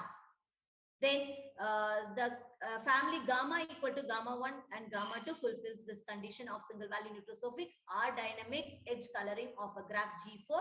So here we need a chromatic number 2 when R equal to 1. This is the case. When R equal to 2, the gamma equal to gamma 1, gamma 2, gamma 3, we need 3 colors to color all the edges. So the membership value is defined for an edge. The first color class gamma 1 of the edge VI VJ takes a membership value for an edge 1, 2, 4, 5 is 0.3, the truth membership value. Indeterminacy value of an edge takes 0.4 and falsity membership function takes a value 0.7. Otherwise, it takes a value 0, 0, 1. Then the second color gamma 2 of an edge VI VJ for an edge ij equal to 2, 3, 5, 6 takes the membership value as 0.4, 0.4, 0.6. Otherwise, it takes the value of 0, 0, 1. And the third color for an edge takes for an edge 3, 4, 1, 6.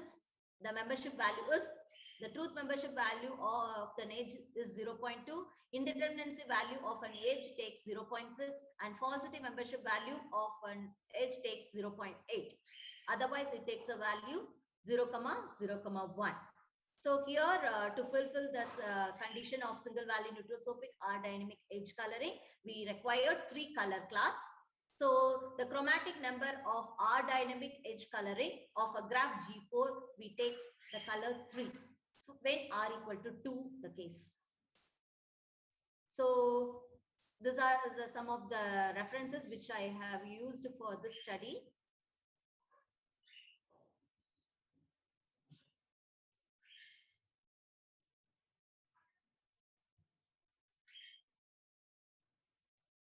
So mainly the purpose of this study is about the accurate value for a for a problem which arises in a decision making.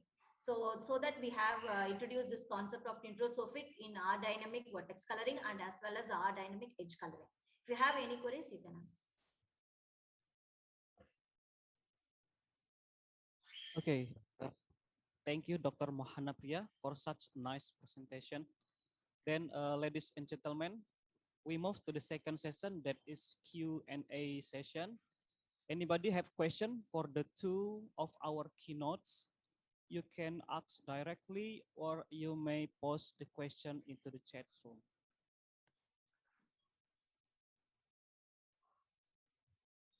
I think we already have at least one question here in the chat room for the presenter 1. Prof. Chetri, are you there?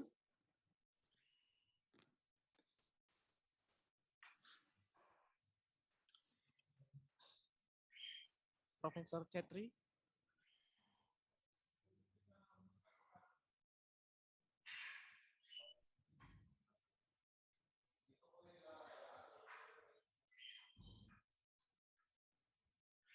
Or anybody have any question for the second presenter? For Dr. Mohana Priya? Mas Bivo. Mas Bivo. Yes, Prof. Prof. Chatri ada di ruangan enggak?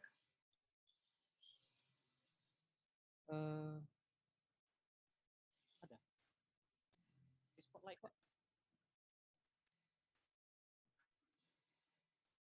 Sepertinya terlempar sepertinya.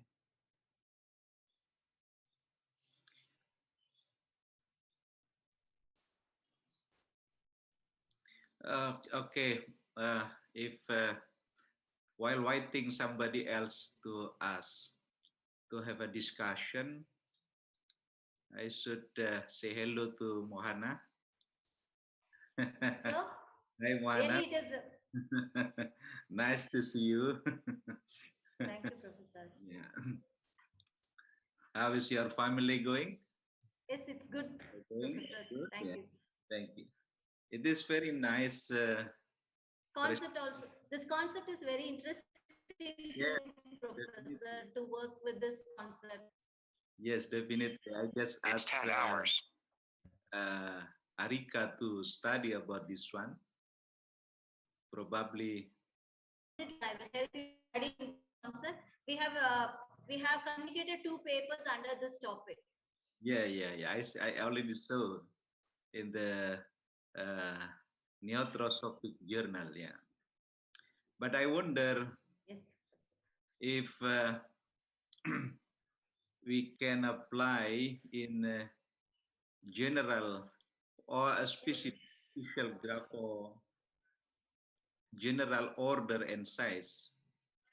It's because I saw in your slide the Yes, size and order uh, are in the specific order or in specific size. Have you tried for a little bit bigger of order or any, for example, order of n of cycle or whatever?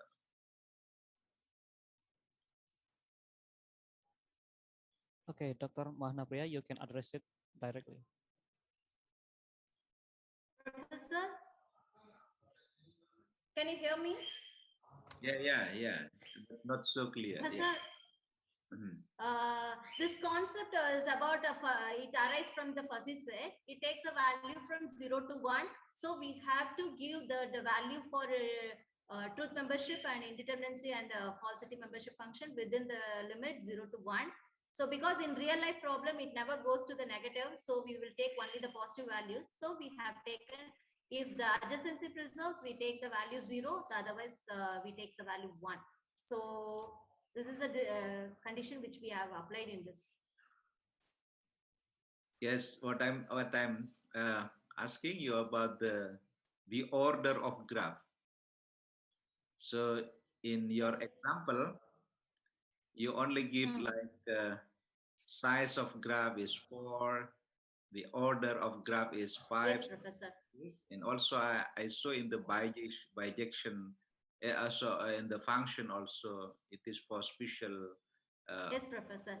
So have you tried for a bigger order like n? Yeah, the order of graph is n and everything, and then No, Professor, not it. But we are going for other researches for higher orders. We have taken only the minimum orders only we have tried, but we are going to try for higher orders in future too. Okay. So we are doing our work. We are doing our work in research. Yeah, of course, it is very complicated. Yeah, I believe it is a wealth problem, and it will be and yes, Professor.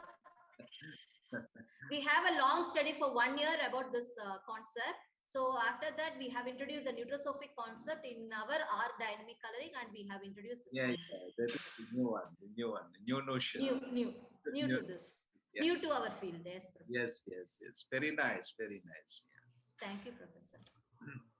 Yeah, of course, when we will study a bigger order of graph. Yes, Professor. Yes, Professor. Definitely, we will do our research in higher orders also. I will definitely contact you and Ika for this discussion. Yes. And then we will obtain the lower bound and upper bound as well first. Yes, Professor. But I'm thinking that it will be complicated, of course, yeah, to build the function especially. No, Professor. We will try. We'll try to get a good result in nutrosophic R dynamic coloring to like R dynamic coloring, Professor. Yes. Yeah. Okay, Pak. Before, please continue. Yeah. Maybe somebody else. Thank you, Prof. Mrs. Sulik Ratnawati, we are still waiting for the Professor Chetri, but for a while, any others participant have a questions to Dr. Mahana? Maybe Jian, Perhaps student. I have you a simple question to Mohana? for Dr. Mahana. Yes. Yes. Because I'm not in the mathematics department, so it's a simple question for you. Yes, Which tool are used for the drawing graphs in graph theory? Is it We are enough only using using the LaTeX draw, professor, for diagrams, and also we use GeoGebra software for drawing our graphs. It's very simple. GeoGebra software is very easy to draw the graphs. how use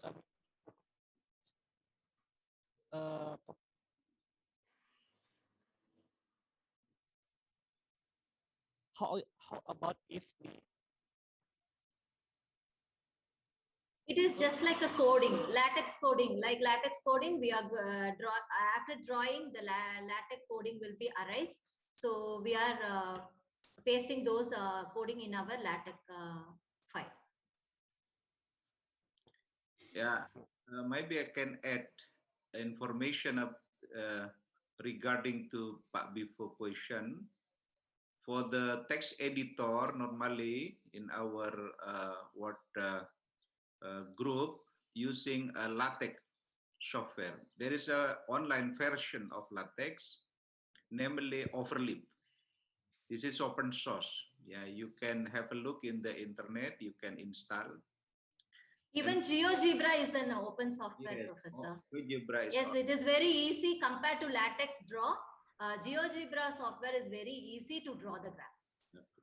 So it is a big session. We will have another day. We will have a discussion about GeoGebra. In Overlip, if you use a package, yeah, in Overlip, there is a text for drawing a graph, yeah, text packages. But apart from those, there is a separate package we call GeoGebra. It's different software, as well as XFIG. Yeah, XFIG is also under the LaTeX user interface. They use a common user interface, not graphical user interface. For graphical user interface software, there are a lot of like a lot of software that under Windows, of course. Yeah. So it's really, a bit harder for the not the beginner people, of course. Yeah. yes. Yes. Thank you, Prof. Thank you so much. For others participant, if you have any others question, we still have so many time. But especially for Dr. Mohana Priya, because another keynotes, Prof. Chetri, still outside of the Zoom. We are still contacting him right now.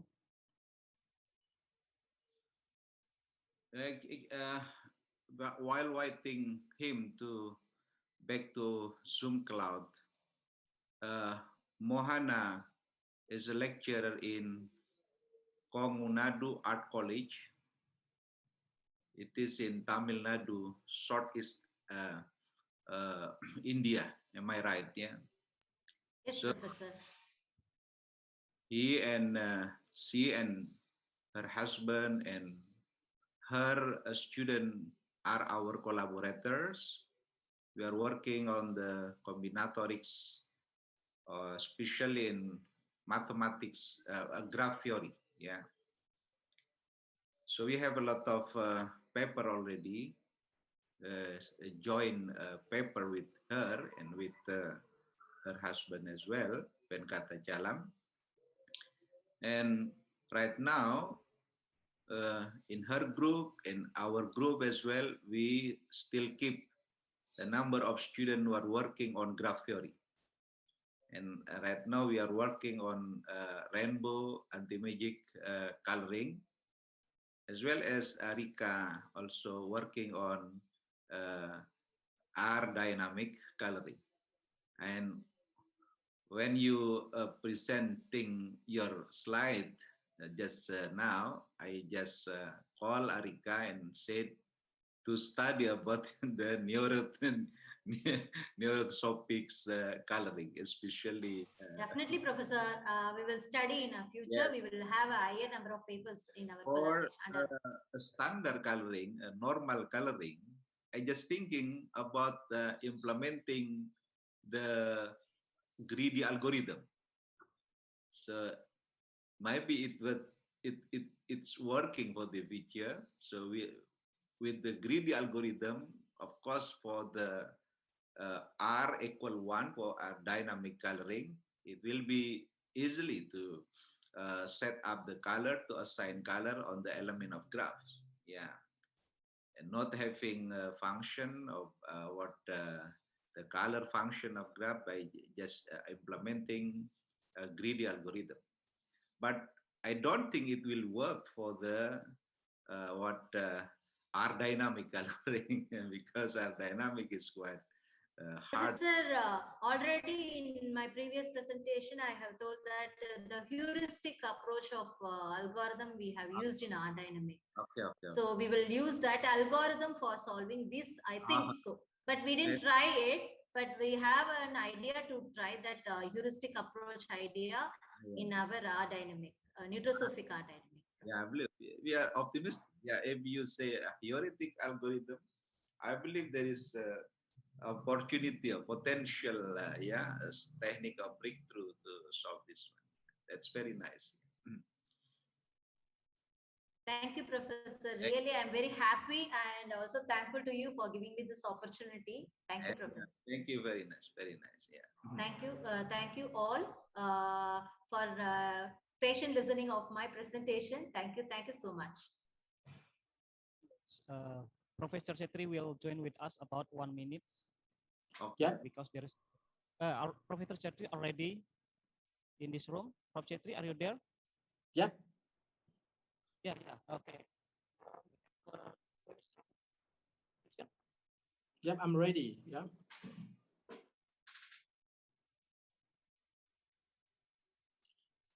Therefore, I cannot hear you. Sorry. Professor. Sorry, Professor Chetri, can you hear me?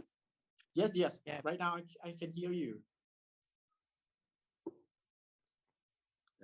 Maybe before you can use the microphone from your computer, I just maybe handle this QA session, Professor, on behalf of the organizing committee.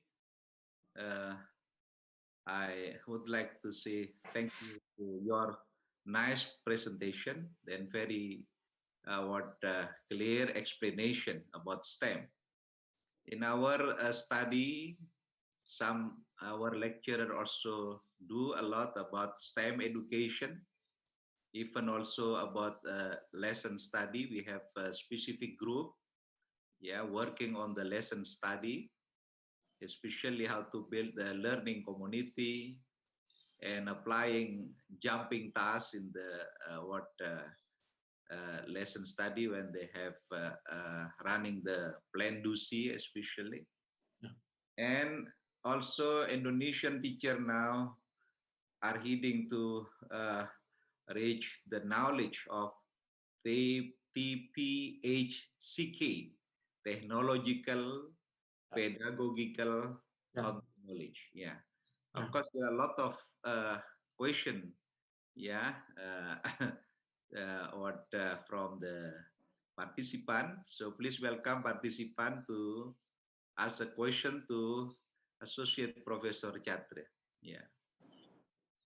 Thank you, Prof. David. We already have 2 questions in the chat room. The first one from Mrs. Sulik. She asks Professor Chetri how to direct students to construct a research during in distance learning period and how to apply it in the blended learning. Okay, thank you very much for a very interesting question. This is very tough activities that how can we engage students to raise the question or come up with their own research question or the research question, because research is quite difficult for our student teachers, right? But what I asked my student teacher is let them observe their class in detail, very deeply. So before they write their research question, I ask them to write the reflective journal. When they teach, in every single lesson, they should write the descriptive reflection, like 1 or 2 pages. Describe their teaching, what is strengths and weaknesses of their teaching, what should they improve, and what are the questions after teaching. For example, how can I ask the question appropriately, because my question, it doesn't clear for the students, something like that. So these things can be their own research question, but it should be repeat again and again. If they got the problem again and again, they cannot solve. It can become a big question. They cannot solve, so they have to find out or investigate other strategy. They may study books, research, or blah, blah, blah, or other things. And as a framework or their theory, our guide or the guideline for them, and then develop their intervention or something. So it's an inquiry process.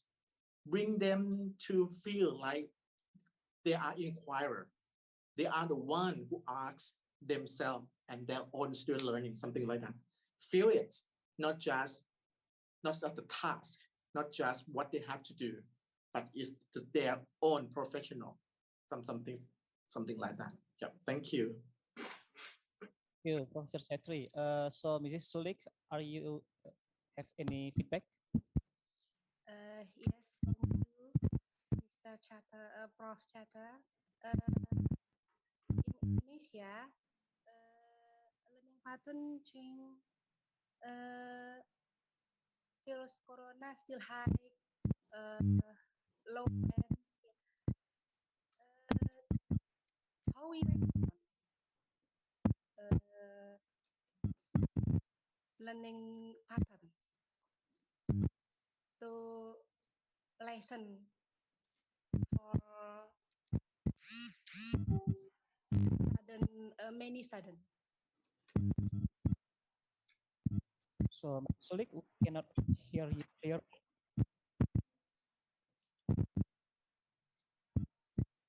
I'm so sorry, I cannot hear you clearly. I'm so sorry, ma'am.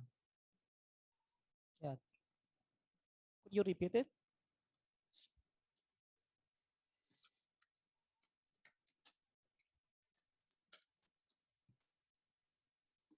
Please unmute your microphone first. Yes, I'm sorry. Now, learning pattern change. Virus still high. Virus corona still high. So we have to respond. So how we respond learning pattern?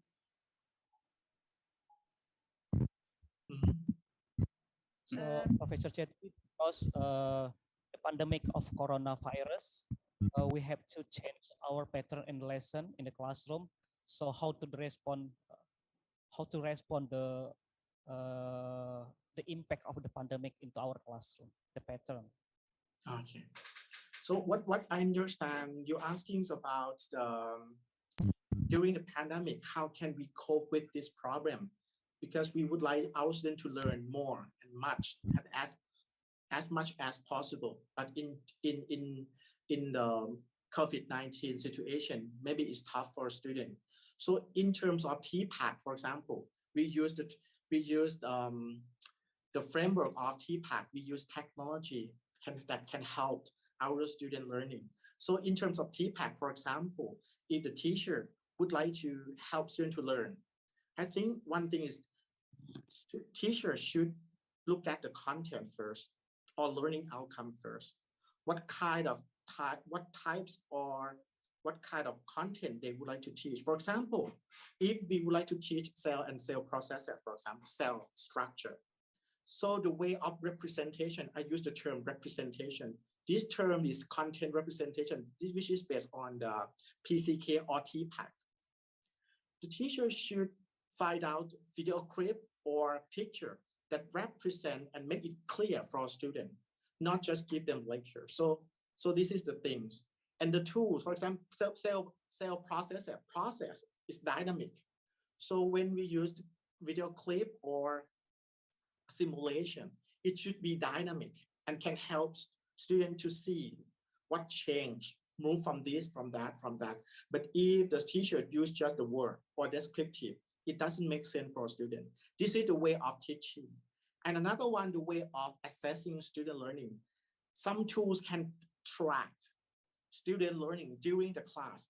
I think this is very important. Formative assessment is still important for the online or the teaching and learning in the COVID-19. How can we track student learning, prior knowledge, blah, blah, blah. If we use Zoom, for example, we ask students to chat, to answer us during the class, so we can understand that response.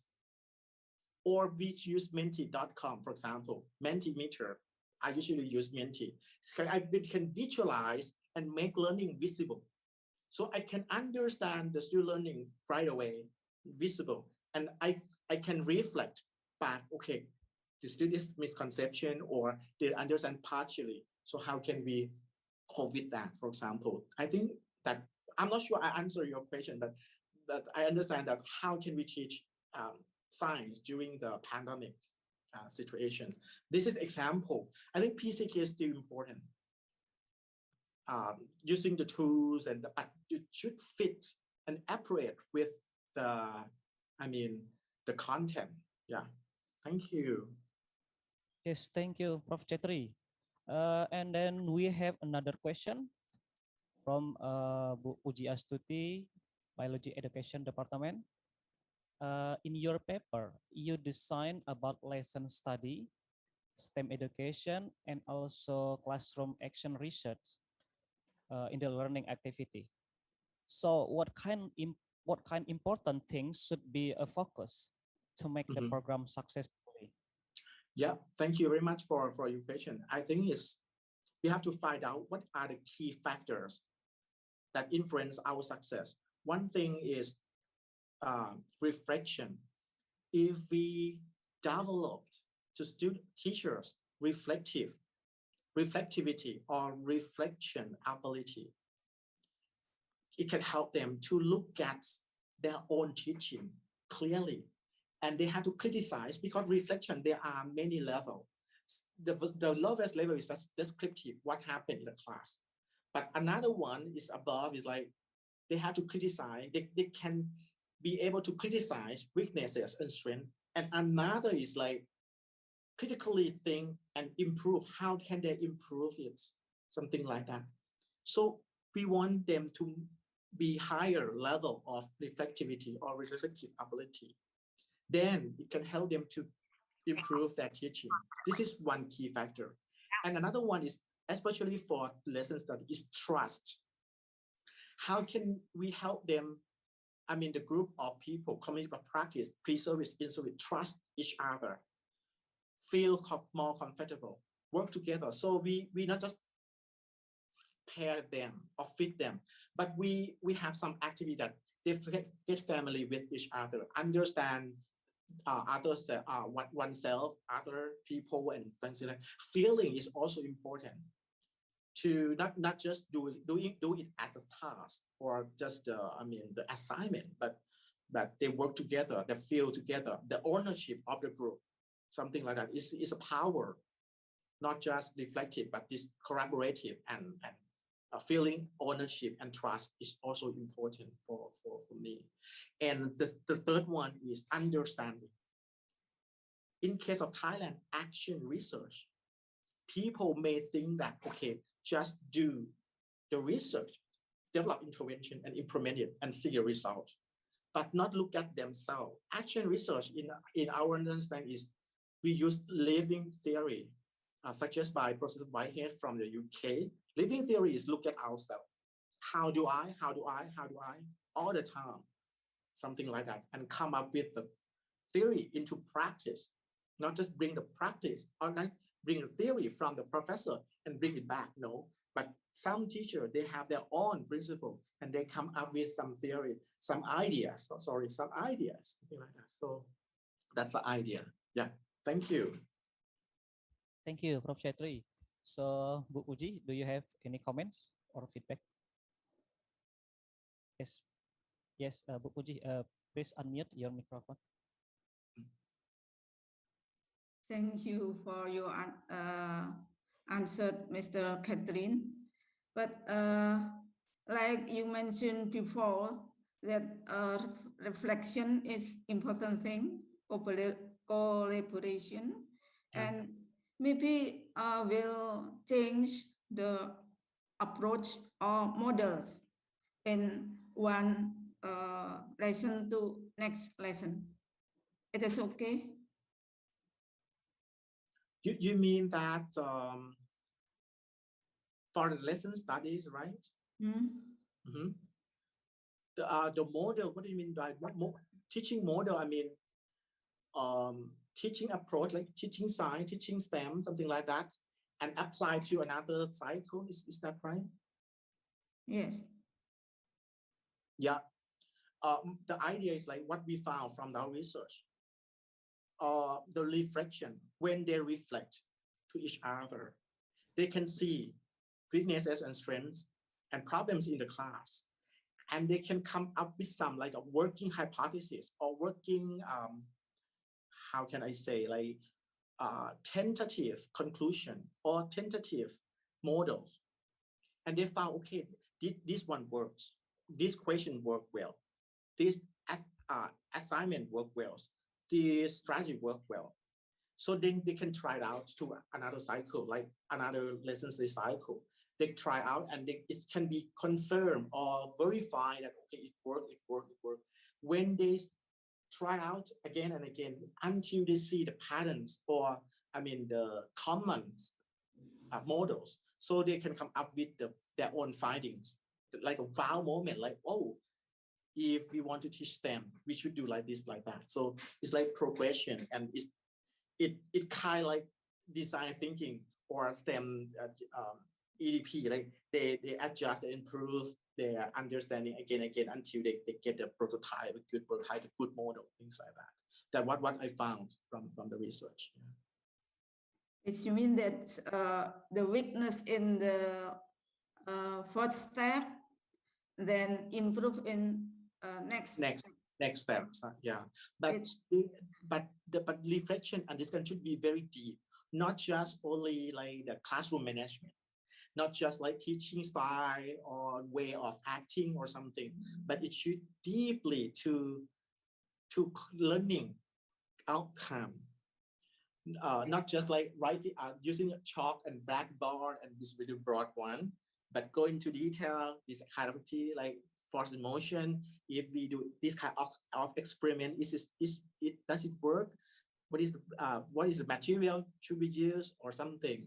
And yeah, it's a PCK thing. So yeah, specific with the content and learning outcome, not a general pedagogy. And deep discussion, it can help them to improve the next step. Yeah.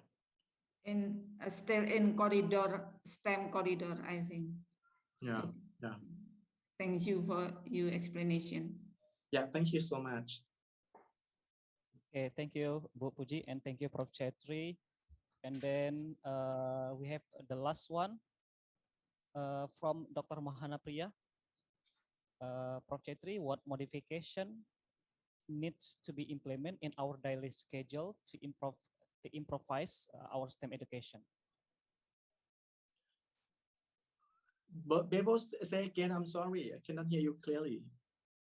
Okay, what modification need to be implemented in our daily schedule to improvise our STEM education? Okay, good.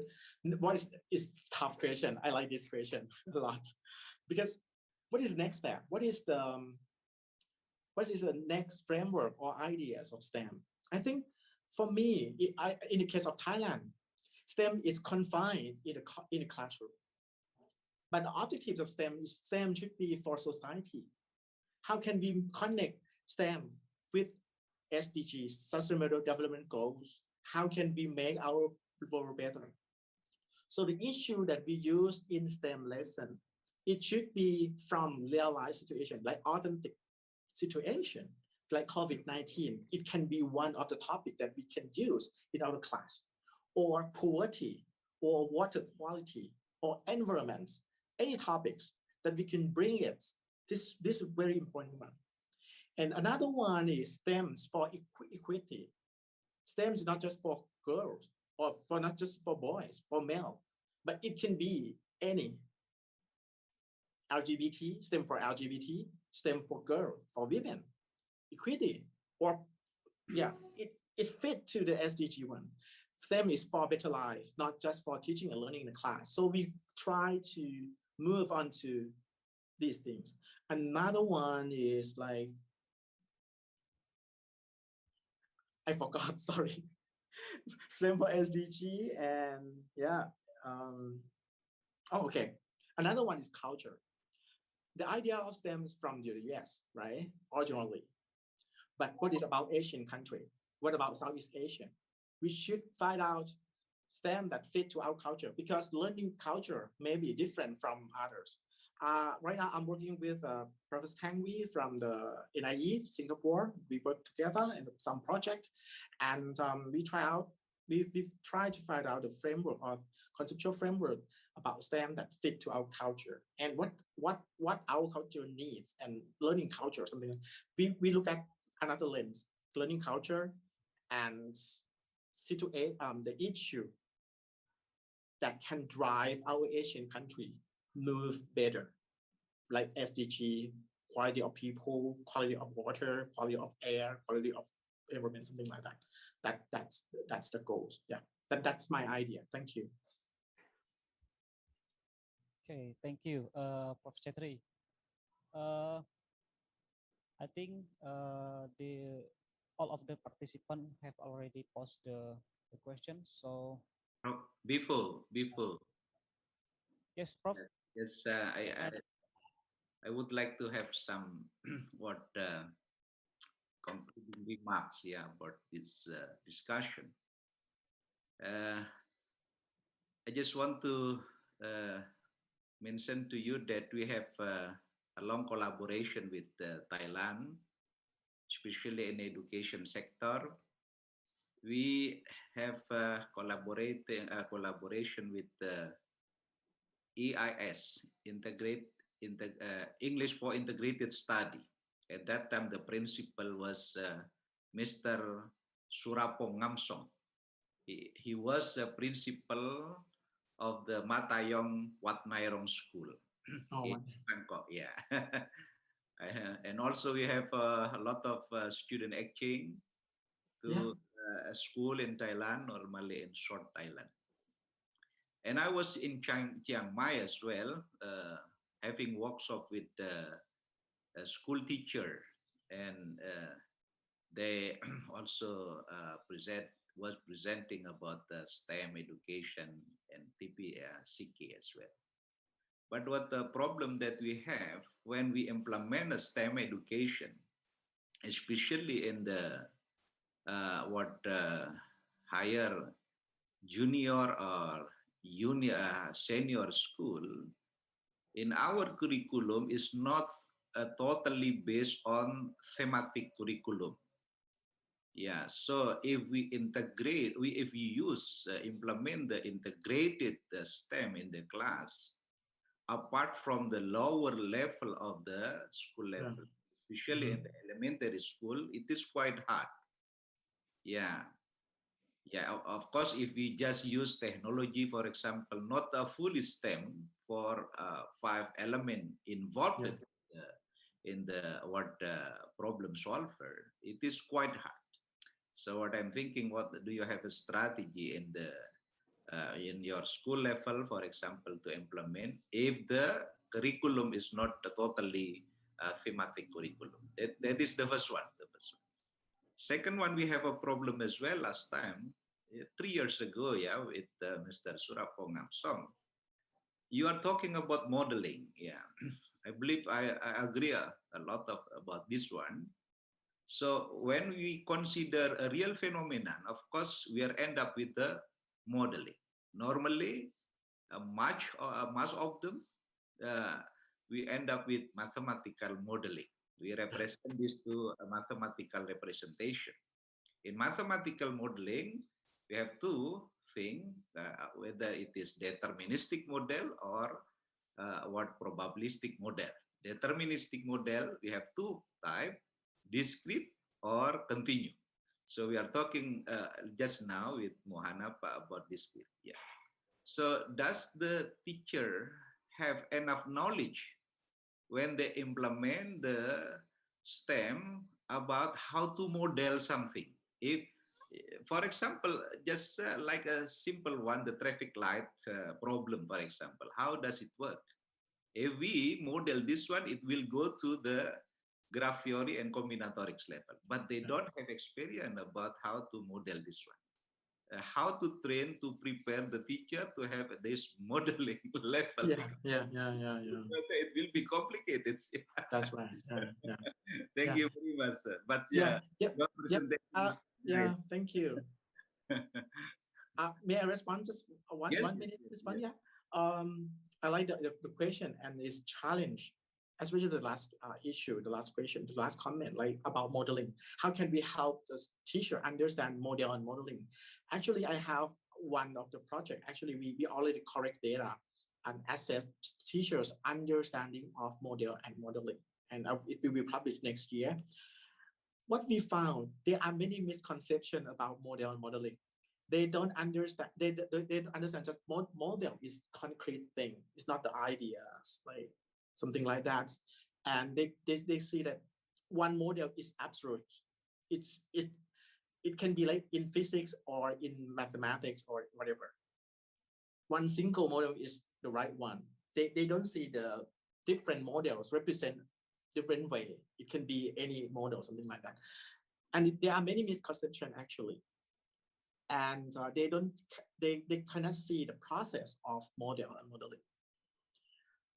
What we can help them, as I introduced in the presentation, I use hands-on activity that can help them to understand. So they can express their model.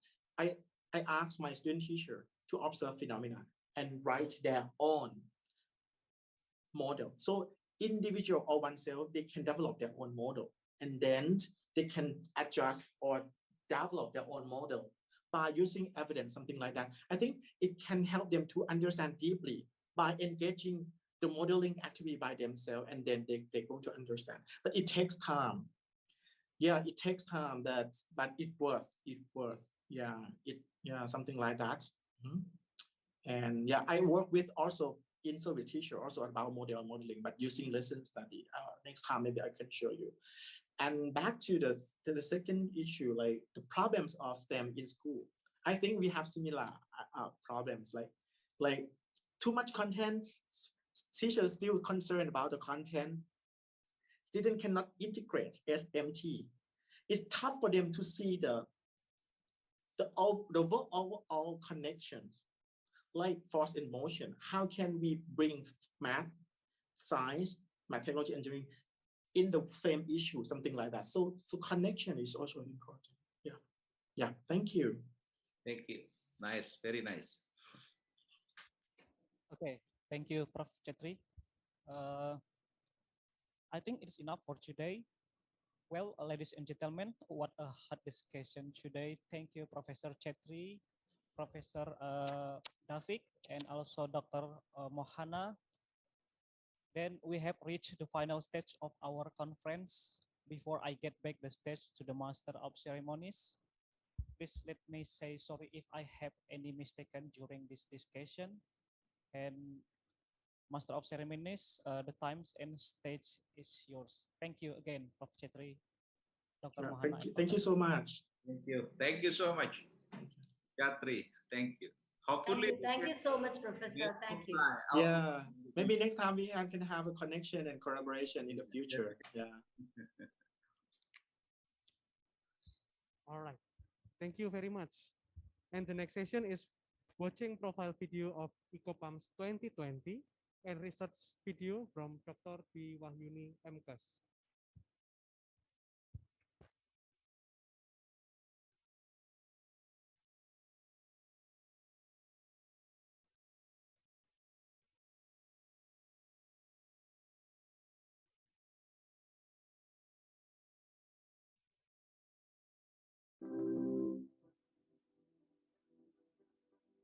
Warahmatullahi wabarakatuh.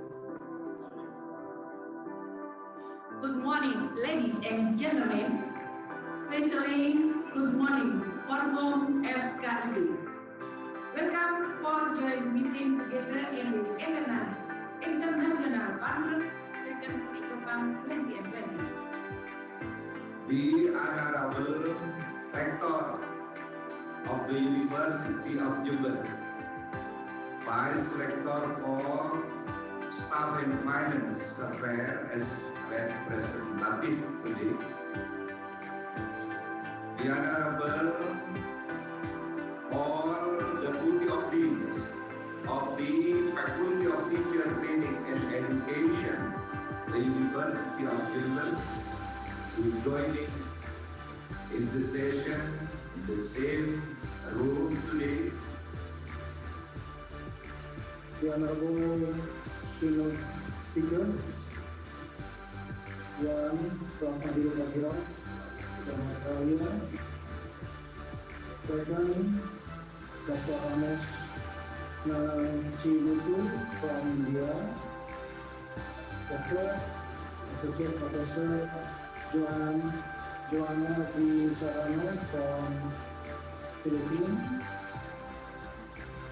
The fourth, Professor Ismail from Turkey. Loving and gracious Allah Subhanahu wa Ta'ala. You are indeed a giver of all good gifts, and we thank you today for all your blessings. Today, I will talk about optimization models and the methods in machine learning. So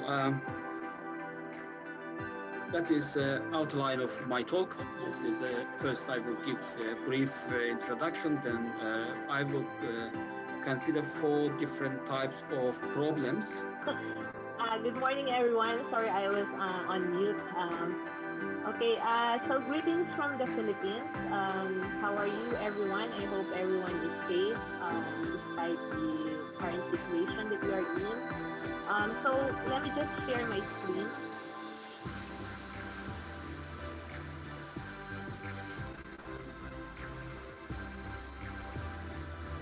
Okay, I hope everyone can now see my screen. For this morning, I will be talking about technology in education. Today, so I am going to discuss about the therapeutical categorization of macrophages for against carbapenem and pollution resistant enterobacteriaceae. So this is my field of interest. I used to do research in the field of antimicrobial resistance and bacteriophage therapy. So nowadays, we lost all available antibiotics in the world because of overuse, misuse, and improper use of antibiotics. As mentioned by Moderator, I'm working a lot on combinatorics and graph theory, but later also I'm working on combinatorial education. Now, our conference, apart from talking and discussion about the basic sciences, and now also we would like to share the application of basic sciences in education.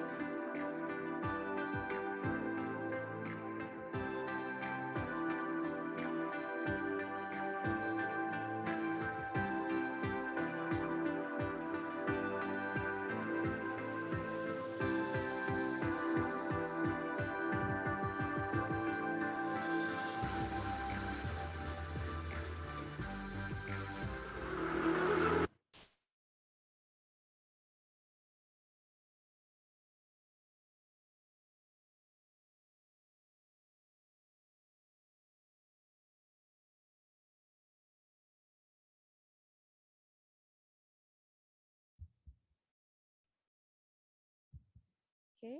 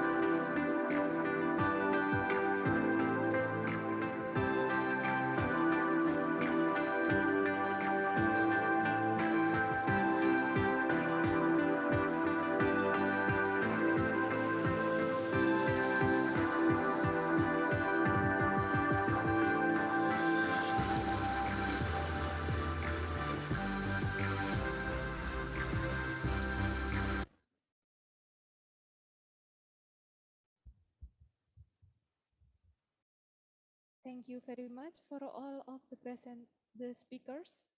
Hopefully we get a new knowledge and new inspiration so that we can create some papers with a great quality.